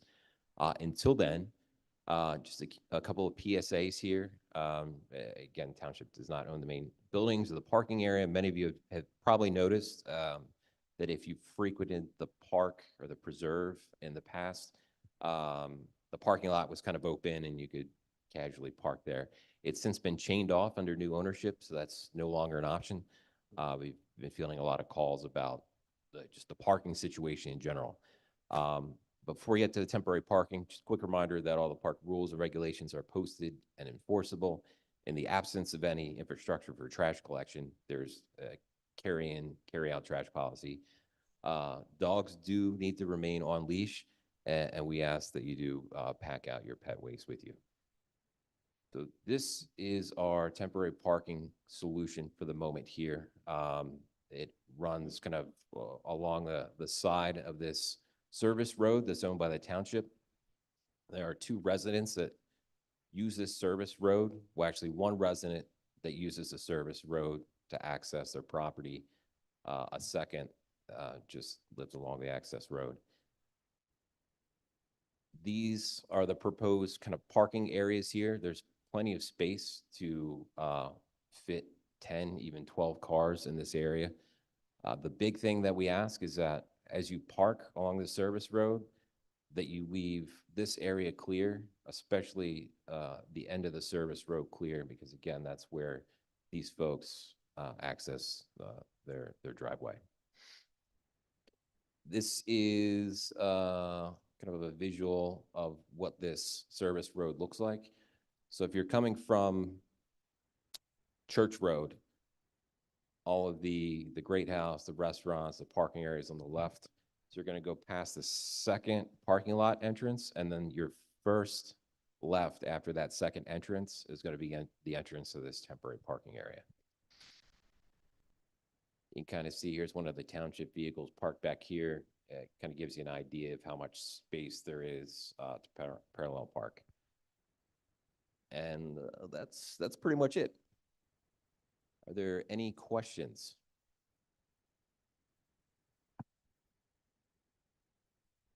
Any questions? I guess too, let me go back here. So how do you access the park? It might be pretty obvious, but there is a mode path that connects the service road to an existing car path. So you park here, walk down, enter the preserve through this area. And I assume London Grove doesn't have any ability to complain about us parking in their township since we own. It's our land, right? We can annex it. Let's get a little bit more New Garden. Yeah, I'm more concerned about these residents. I've spoken with them. I mean, they're not too happy about this, but they understand that this is simply a temporary solution until we identify that permanent one. You're partially parking on a township-owned service road and a township-owned parcel. So that is township property. So this is the best that we have based off of the construct of the acquisition of the property in of itself, as well as accessibility in its current state. And then, we're, like I said, aggressively seeking a long-term solution whether it be possibility for existing use on that site or construction of new site, but both are going to take time to finalize, one shorter than the other, but that's the approach right now. So there will be long-term, at least a 20 to 40 dedicated space parking lot in some construct of the finalized plan. Just where and, what that means is still subject to final determination. So there's only one, well, I guess two houses on the east side of the road. Have we considered putting a parking lot there if we had to build one there? In the Land road? viability is a big factor of that, so I don't know if you wanted to. We did consider putting a parking lot in this area here. We decided not to for two main reasons. One, all the land slopes down in this direction here, so it's a kind of a soupy hot mess, even with light rainfall. The other reason being is that this is at the complete opposite end of the other park, so parking here, just make it difficult to access the entire park. We were hoping for something that's more centrally located, which is why we didn't go with that. All right. Okay. All right. Any questions from the public? Steve? The You sure question can, was, Steve. is it available now? Can you go and park there? I mean, not right now, because Mhm. according to the park rules and regulations, so, we're closed. Daylight. But tomorrow morning, you're welcome to head over. Yeah, this is what we had put out in our park terms, rules, conditions, but any opportunity we have to publicly discuss it in open, because we had been getting not only just people questioned as well as the new property owners kind of wanting to make sure that everyone's on the same page. Because they're undergoing their own facility improvements in of itself as new users of the site. And so they're just trying to restrict access while they go through some site improvements, which it's their own right to do so. So this is kind of the stay period in between moments, so.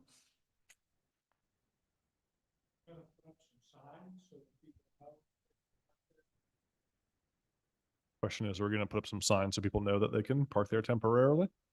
And the answer is, We were going to share this information on our website. We did not have any intention of putting up signs. To put up signs? Okay, yeah, I was gonna say, I mean, that's subject to another deliberation because it would be an added expense, but we would look into it if the board wanted to do that, but is something that I know that we are using. We'd have to go to London Grove probably to set some of that stuff up, so if you want to open that can of worms, let me know. are the lines spray painted? It looked like they were just kind of, I didn't think they were actually spray painted. That was just like a little, Lines that I yeah, little Photoshop. Yeah. If everyone wants to paint them, like 12 cars. Yeah. Okay. All right. Anything else? No? All right. Then we have one more presentation from Mr. Buck. Two. Oh, the permit fee. Yeah. Three. That's a lot. Four. Four. We have Yeah, four more. so this is our proposed New Garden Parks and Recreation event calendar for 2024. Yeah, for a variety of reasons, we weren't able to meet as a Parks and Rec board until this month to approve it as a board. So this is what we discussed and we're presenting to the board tonight. So this covers everything from the Easter egg. I believe there's 16 events for the year, from the Easter egg hunt to health and wellness hikes. The Kennett Library is partnering with us for a story time this year, which is new over previous years. We have a Rhythm and Brews events again, family fun night events, our movie night events, community day, and cookies with Santa and letters to Santa. So it pretty much mirrors last year's calendar with a few date and time changes. Okay. Any questions? No. Any questions? No. Anything from the public? No. No. Thank you, Mike. You're welcome.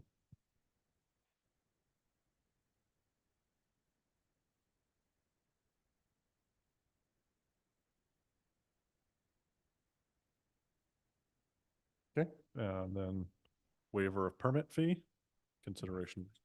Oh, Yep. And this is Mark Burt. He serves on the Backyard Barbecue Committee. So he's going to just say a few words about this. Thanks, Mike, and good evening. Happy to be back. I was here last year. Take care of item H and I at the same time here. The Brandywine Backyard Barbecue is a major fundraiser for the Chester County Boy Scout Council. And first of all, I'd like to thank the township for the support over the last 6 years and Mike for his help and council as well. But there are 2 items I'd like to bring up. The first is we'd like to request a waiver of the $100 annual food truck permit just for this event, April 21st, for the food trucks that are coming in to the event. And we'd also like to request a waiver of the alcohol ordinance just for this event. So I think that the last thing I want to say is we want to hope for good weather on the 21st. So I can try to answer any questions you might have on this.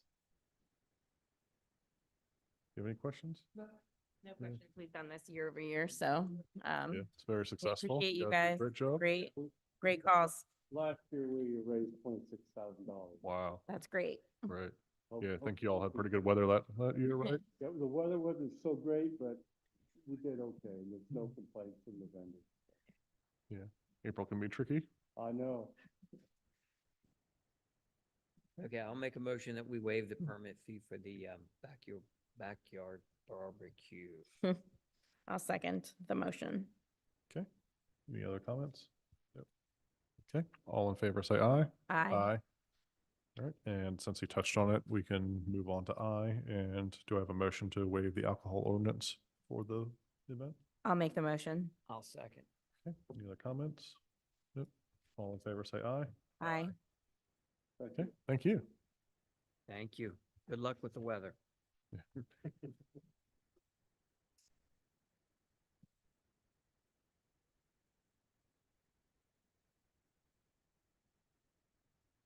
All right, my last item here for the evening is for the request from KAU to build a batting cage and outfield fence on Field 2 at New Garden Park.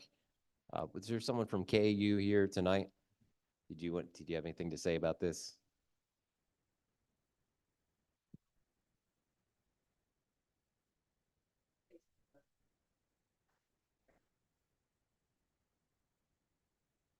Okay, per their lease agreement, they need to secure written permission from the township for any site improvements to the field.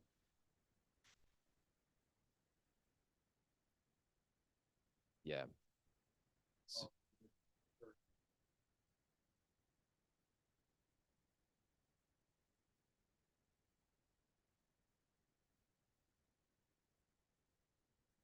Section 19.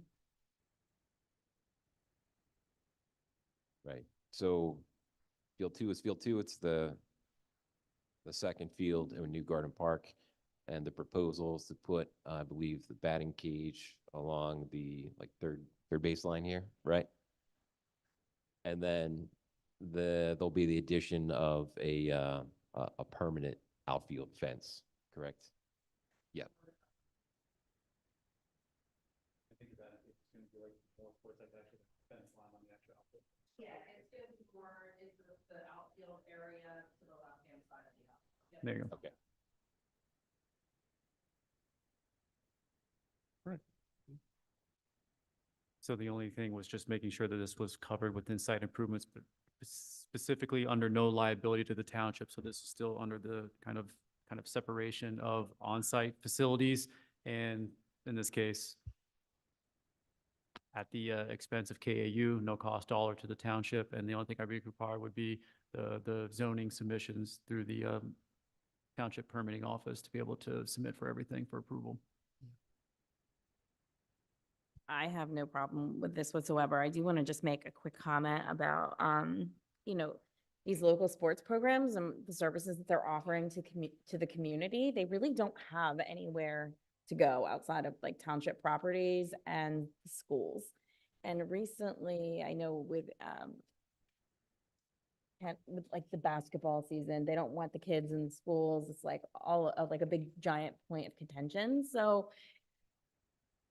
I think it's really important that we as a township like really support these organizations, because without our support, in addition, maybe we can request the schools work with these types of organizations, because again, there's nowhere to go. I mean, like basketball or indoor sports, the gyms that they would need access to, they're taking the taxpayer dollars to build the schools, but then not letting, student programs use the schools facilities. So that's, I mean, they are using the facilities right now, but they have a great deal of stipulations on them. So I would just like to call attention to that. But yeah, I'll make a motion to approve. It's fine by me.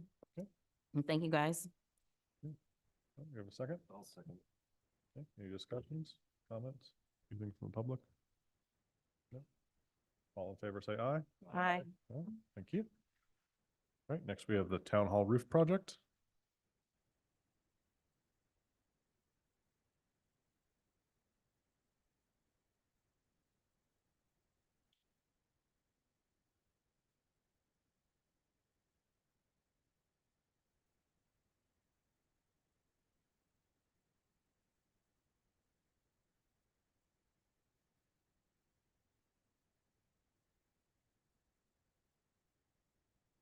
Good evening once again.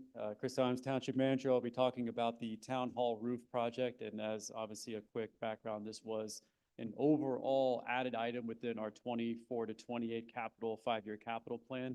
And this is just an update on the actual project in of itself. So no action tonight in terms of recommendation, but it does have future items for consideration because it does have 2 disparities of outcomes when you choose between options, with some considerations on not only just construction and materials, just in terms of long-term benefits, but also cost as well. So I just want to make sure that we have a discussion on what your priorities are, but we have flexibility to await kind of the final, in this case, bid pricing, if you will. So just kind of a quick background. This is what was briefed last summer. But long story short, we're at year 20 of a roof that has essentially been wind blasted with whatever from that side to this side over the course of the last 20 years. So we essentially have like a 40-year roof in 20 years, for the long story short. So it's one where not only do we have kind of the composite, the asphalt shingles that are essentially, if you kind of look into some of the more kind of detailed photos, they're all warped. There's gaps, wind and water sheet right through. We get an excessive amount of leaking in certain areas within the actual roof. There's sections where that impacts insulation.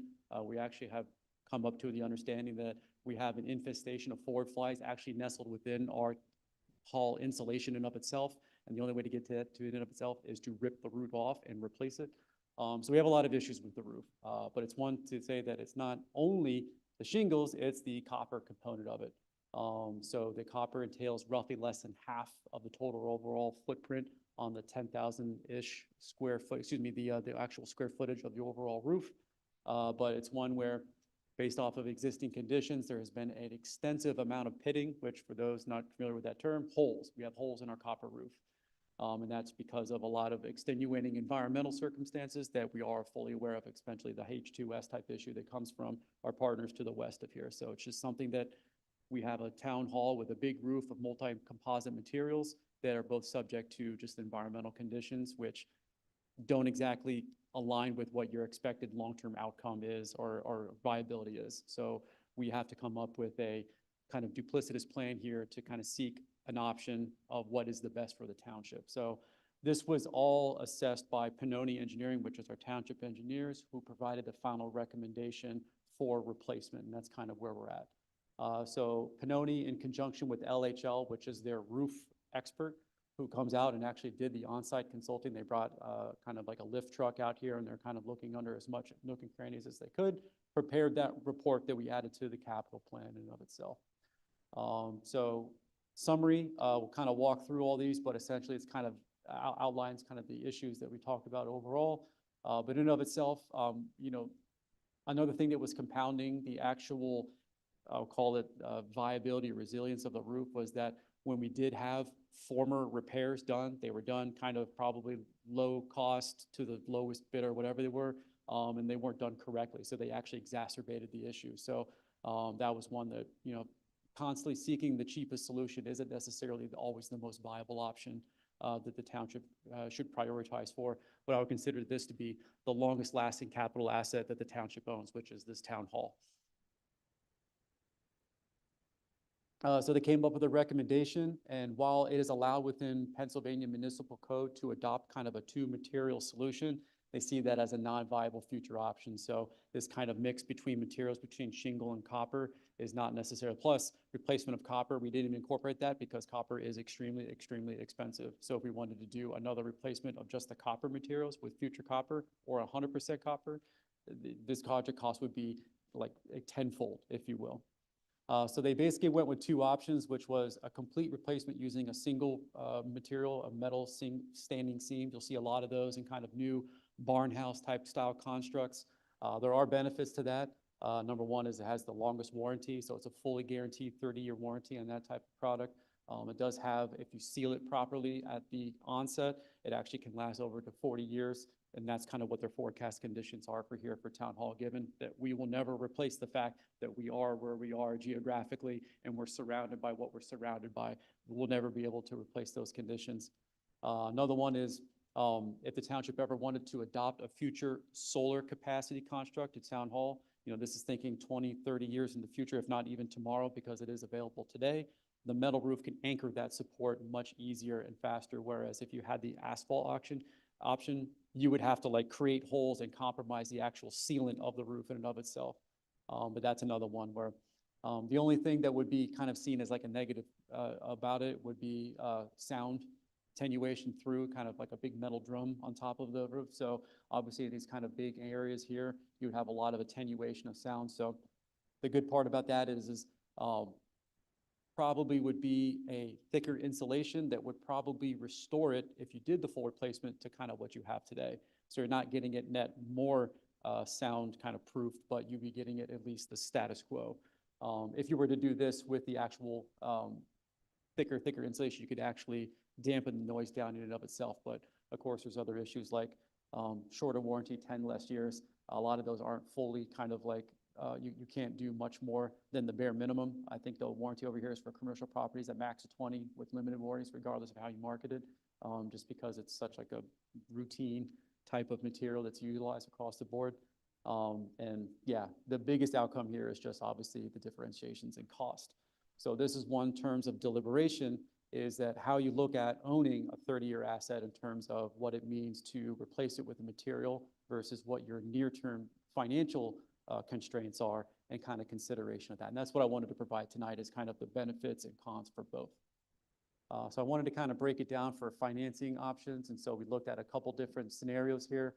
The one which was actually in the capital plan, that was actually tentatively set at the $600K price, which was at the kind of time estimated construct of that top end shingle option as well. And then with that, that kind of gets you to like a financing payment plan of roughly about 5 years. You can extend financing, but if you have up to where your financing is like half the time that you're going to have the asset and then you're going to have to replace it, you're just adding interest to a situation that once you finish your payments, you're going to have to shortly think about replacing it again.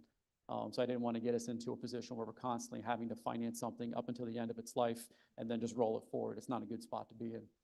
Similar scenario is if you do it for the metal option, that financing bandwidth has to increase. You need to be able to pay more per year for that construct. And so the real difference, if you're kind of go for the 5-year versus 5-year option, you're looking at about a net 86 per year difference between the two. And that's what we would have to construct into an amended capital plan in order to approve that financing element for this project. Now, one thing you can do on a longer term asset, such as like a minimum 30-year, is you can extend financing, and that's how you can bring the dollar amount down per year. So it's really just what are your priorities? It's the immediate impact of doing the dollar per year match, but just knowing that you're also paying multiple iterations of it into the future that you wouldn't have done there as well. So it's one where if your capital capacity always is you'll have a bare minimum of 149 on hand to always make the payment, then the township wants to prioritize that, sure, go that route. If it's just get through it and get it complete on the shortest term possible and you just make room where needed, then I would recommend the 5-year scenario. And as you can see, there's kind of an interim one, which it's kind of like a little bit of nominal between both. And so the overall difference between the net finance is, between this scenario and that scenario is roughly about $430,000. So that's the actual committable approved extra that you need over a 5-year financing plan in and of itself. So really, it's just the dollar value of a 30-year asset versus a 20-year asset, given all the pros and cons. Is that worth $430,000 of capital cost to the township? So that's kind of the value prop here. Now, the good news is tonight you don't have to make that decision. And so one thing that we proposed through our engineer is that we wanted to get as much flexible bidding pricing before having to make a final adoption, where it's like, if you do a true RFP, hold on, let me wait here for, it's like an intermission. And that's it here.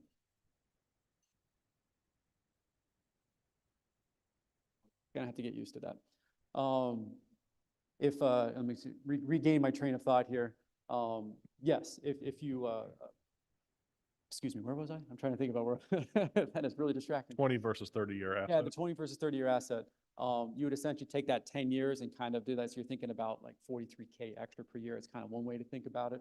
But then the other part is just anchoring future capacity needs. So if you do want to move to solar, and that's something that can help kind of anchor some efficiencies here in terms of township energy savings, that could be something to kind of think as like an investment. Granted, obviously the cost of acquisition of solar is another component of that as well. So there's a lot of things to think about, but getting back to the actual bidding process, we have the ability through a source that's more kind of national wholesaler, so we don't have to specifically just go to CoStarz, submit for bids, get a contractor who's going to workshop the entire solution for you at a nominal price. We're going to go through an Omnia, which is more of like a general materials with a general contractor providing all of those kind of constructs to it. And then we can contract differently through an Omnia source of procurement, which is Pennsylvania procurement approved.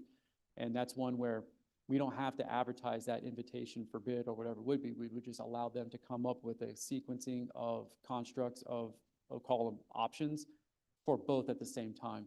And then they'll come back to us either in March or in April, depending upon that window, to propose final financing. Because right now, we don't have a degree of understanding of certainty based off of contractor bidding pricing of what these actual final costs are going to be. So until we get that, it remains to be determined. So right now, I would just want to leave it open for questions of what the board would be willing to support, knowing all of the kind of priorities here, what the asset means, and just provide us with that final direction, and whatever you choose, that's the option that we'll route forward for the final approval process. I guess my question is around the metal standing seam roof. We're saying 20 versus 30, but is the 30 truly 30 given the environment that we sit in? So the because of- corrosive, Exactly. So the Right. aluminum material they use, as well as the sealant option, does actually hold up to the test of time. There's no 100% guarantee, but yes, you are getting most of the breadth of a 30-year solution there. So the answer to that is yes. and just because it's kind of connected, the air quality study results, when do they come in? As a side, that's one where we've been working through Pennsylvania Department of Health. Yeah, but not the We're on their DEP one, the timeline. other one. They're not acquiescing to our timeline. So whenever that's prepared and ready, then we'll get it. And the professor's results. That's one that's on already kind of a continuing. So I think they have, that study completes roughly towards the end of this coming fiscal year. So that's more Yeah. of like a in future kind of thing. But that doesn't impact this project in terms of decision-making timeframe, because, that's one that's a completely different outcome that you're. I just want to know if information these on. chemicals are going to interact with this metal. I know what they say, Yeah, but I've also seen the photos of things over there that are, correct. like the Titanic in the bottom of the ocean has done better than some of the metal Yeah. over here. And to my understanding, the difference between aluminum and other types of metallurgical properties, I've had to come back with Pinoni to kind of discuss that. But yeah, but that's something we'll have to consider. Might want to ask that professor just to take a look at like what the metal is made out of, and Yeah. like a chemist to actually look at it and compare. We obviously know what it did to copper within 20 years. Yeah.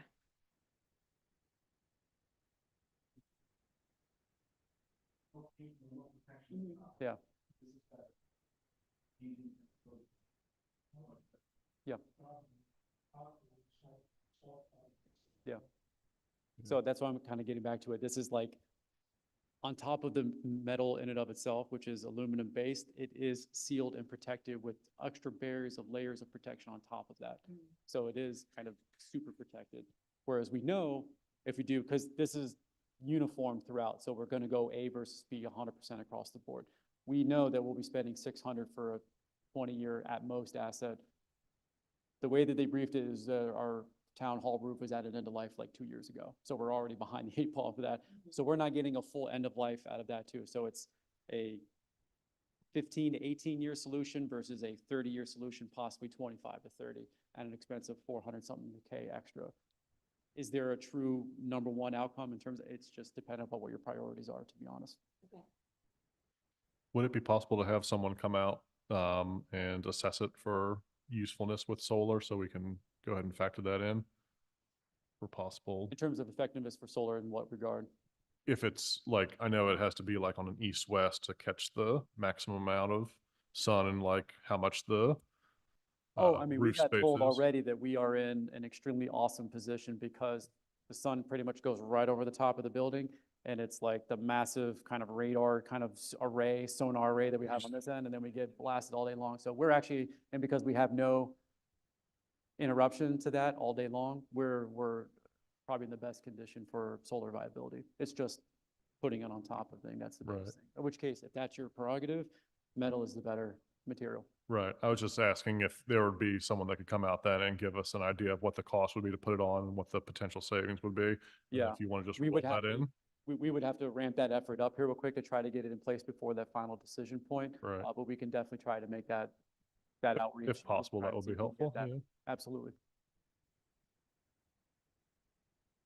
Chris, why is the cost of the shingle roof so expensive? I realize the size of the roof is huge, but like to reshingle the roof of my house, It's not, it would be a fraction of that yeah, cost. it's not an actual reshingling. It's like a full rip up and replacement of everything underneath the shingling as well. So you got to think about the total amount of materials. That's what was briefed to me, as well as investigation of the issues underneath the shingling in and of itself. So yeah, I mean, it's one where there's probably an extensive amount of wood damage because of all the leaks, and that's kind of one where they'd also have to address those.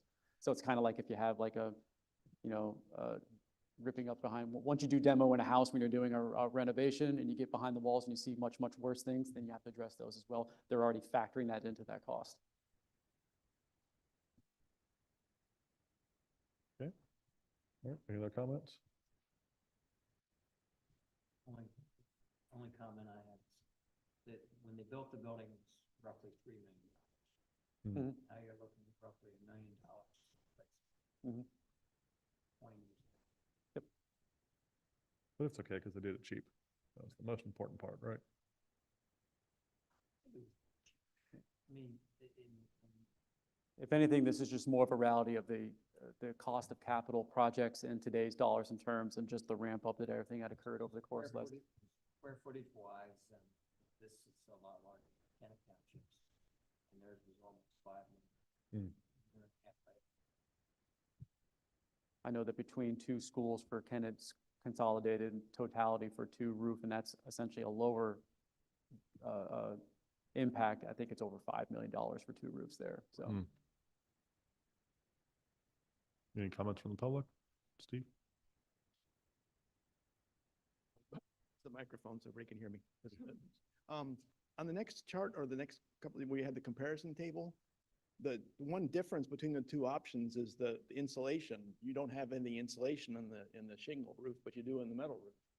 That's a big cost driver, but I don't have a similar comparison on the shingle roof to compare. Yeah. To make it really apples and apples. Because we wouldn't replace the insulation on that because for the metal, we have to take the entire roof off. So it's like a complete replacement. With the asphalt shingle, you're going down to basically where that wood structure is, but you're not going inside the wood to replace it because this is non-insulated. So you currently have insulation above the roof deck now? We do not. But, so what I'm saying is you're gonna have a R30 roof that you don't have now. Correct. With the shingles, with the metal. Right, so Yep. that's a significant benefit that's not really Yeah. captured here. We would achieve better economies of efficiency with a fully insulated and sealed option. And it's one where I've come into town hall in the morning and our HVAC has been basically pushed into overdrive all night and the heat is on, and yet it's 58 degrees inside the building. So it's kind of a rough go. The town hall is essentially a sieve for all heating and cooling. What I'm suggesting is ask somebody to give you an estimate to install the same insulation on the shingle roof, and then you've got an apples and apples comparison on costs. Yeah.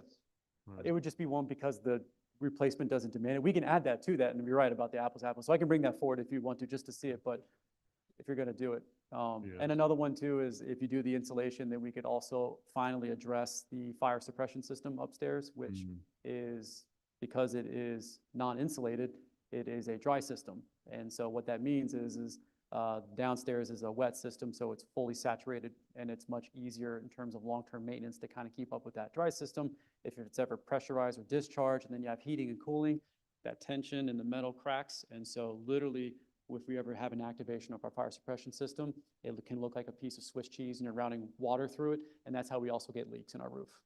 So insulating the roof allows us to address that issue as well. So there's another positive outcome for the metal option. And of course, if we do the shingle and add insulation, and then of course that would increase the cost of that. But I want to kind of do almost like a roof apples to apples. But yes, in terms of total cost, we would look at the insulation as well.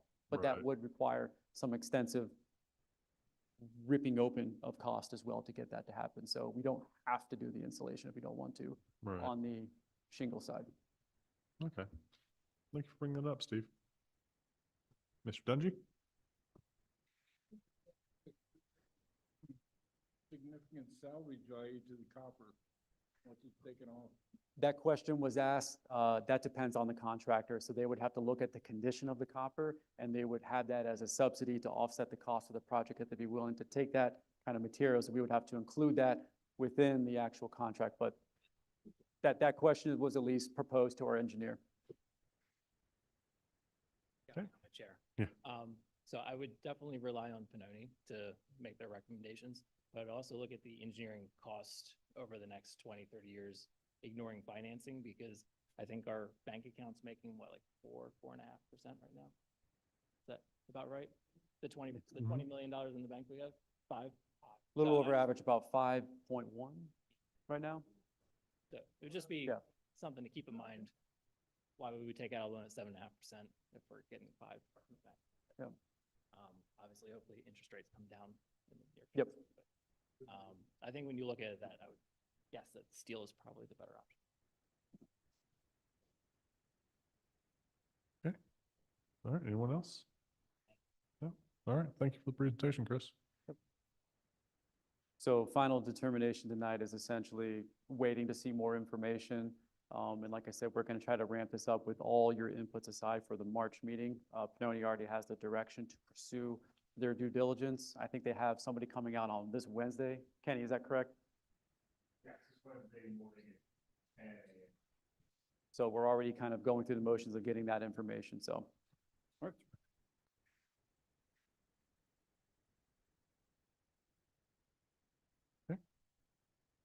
All right. And our last one, well, second to last, is economic impact study.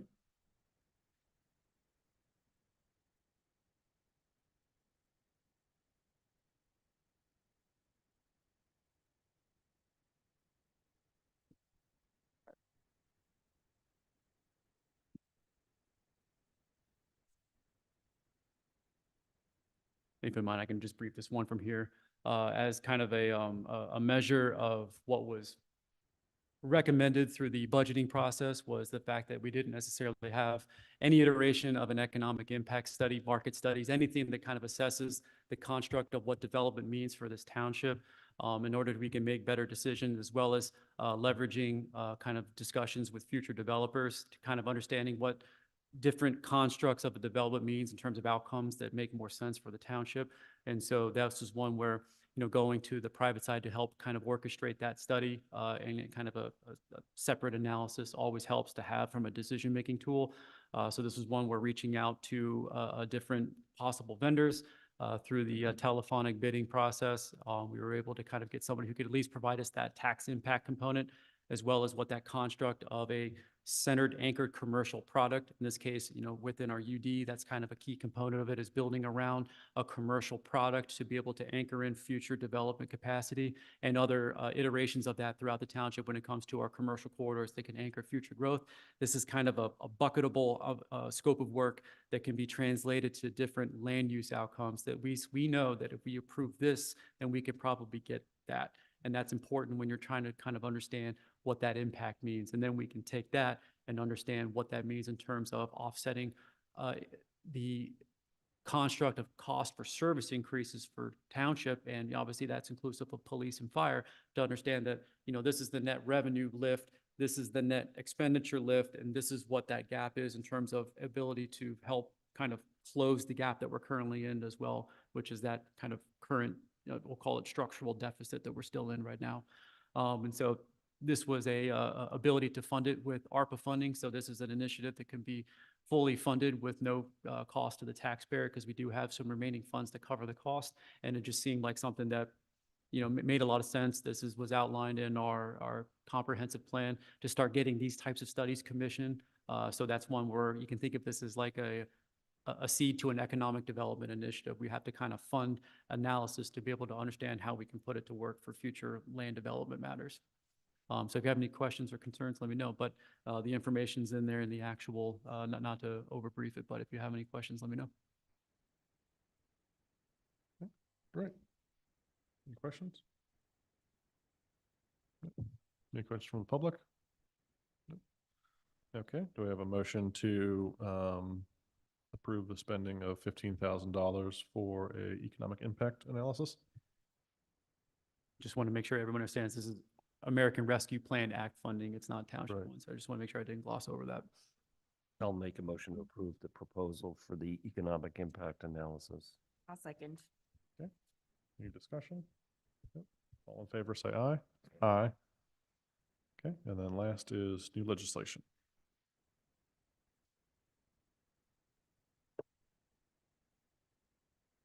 So this one's more of a procedural part of our Main Street sidewalk improvement project, which has to go through a lot of kind of multiple rounds of engineering, design work, as well as just kind of checklist items that the DVRPC, who oversees that, that's the Delaware Valley Regional Planning Commission, who's overseeing the grant process in of itself.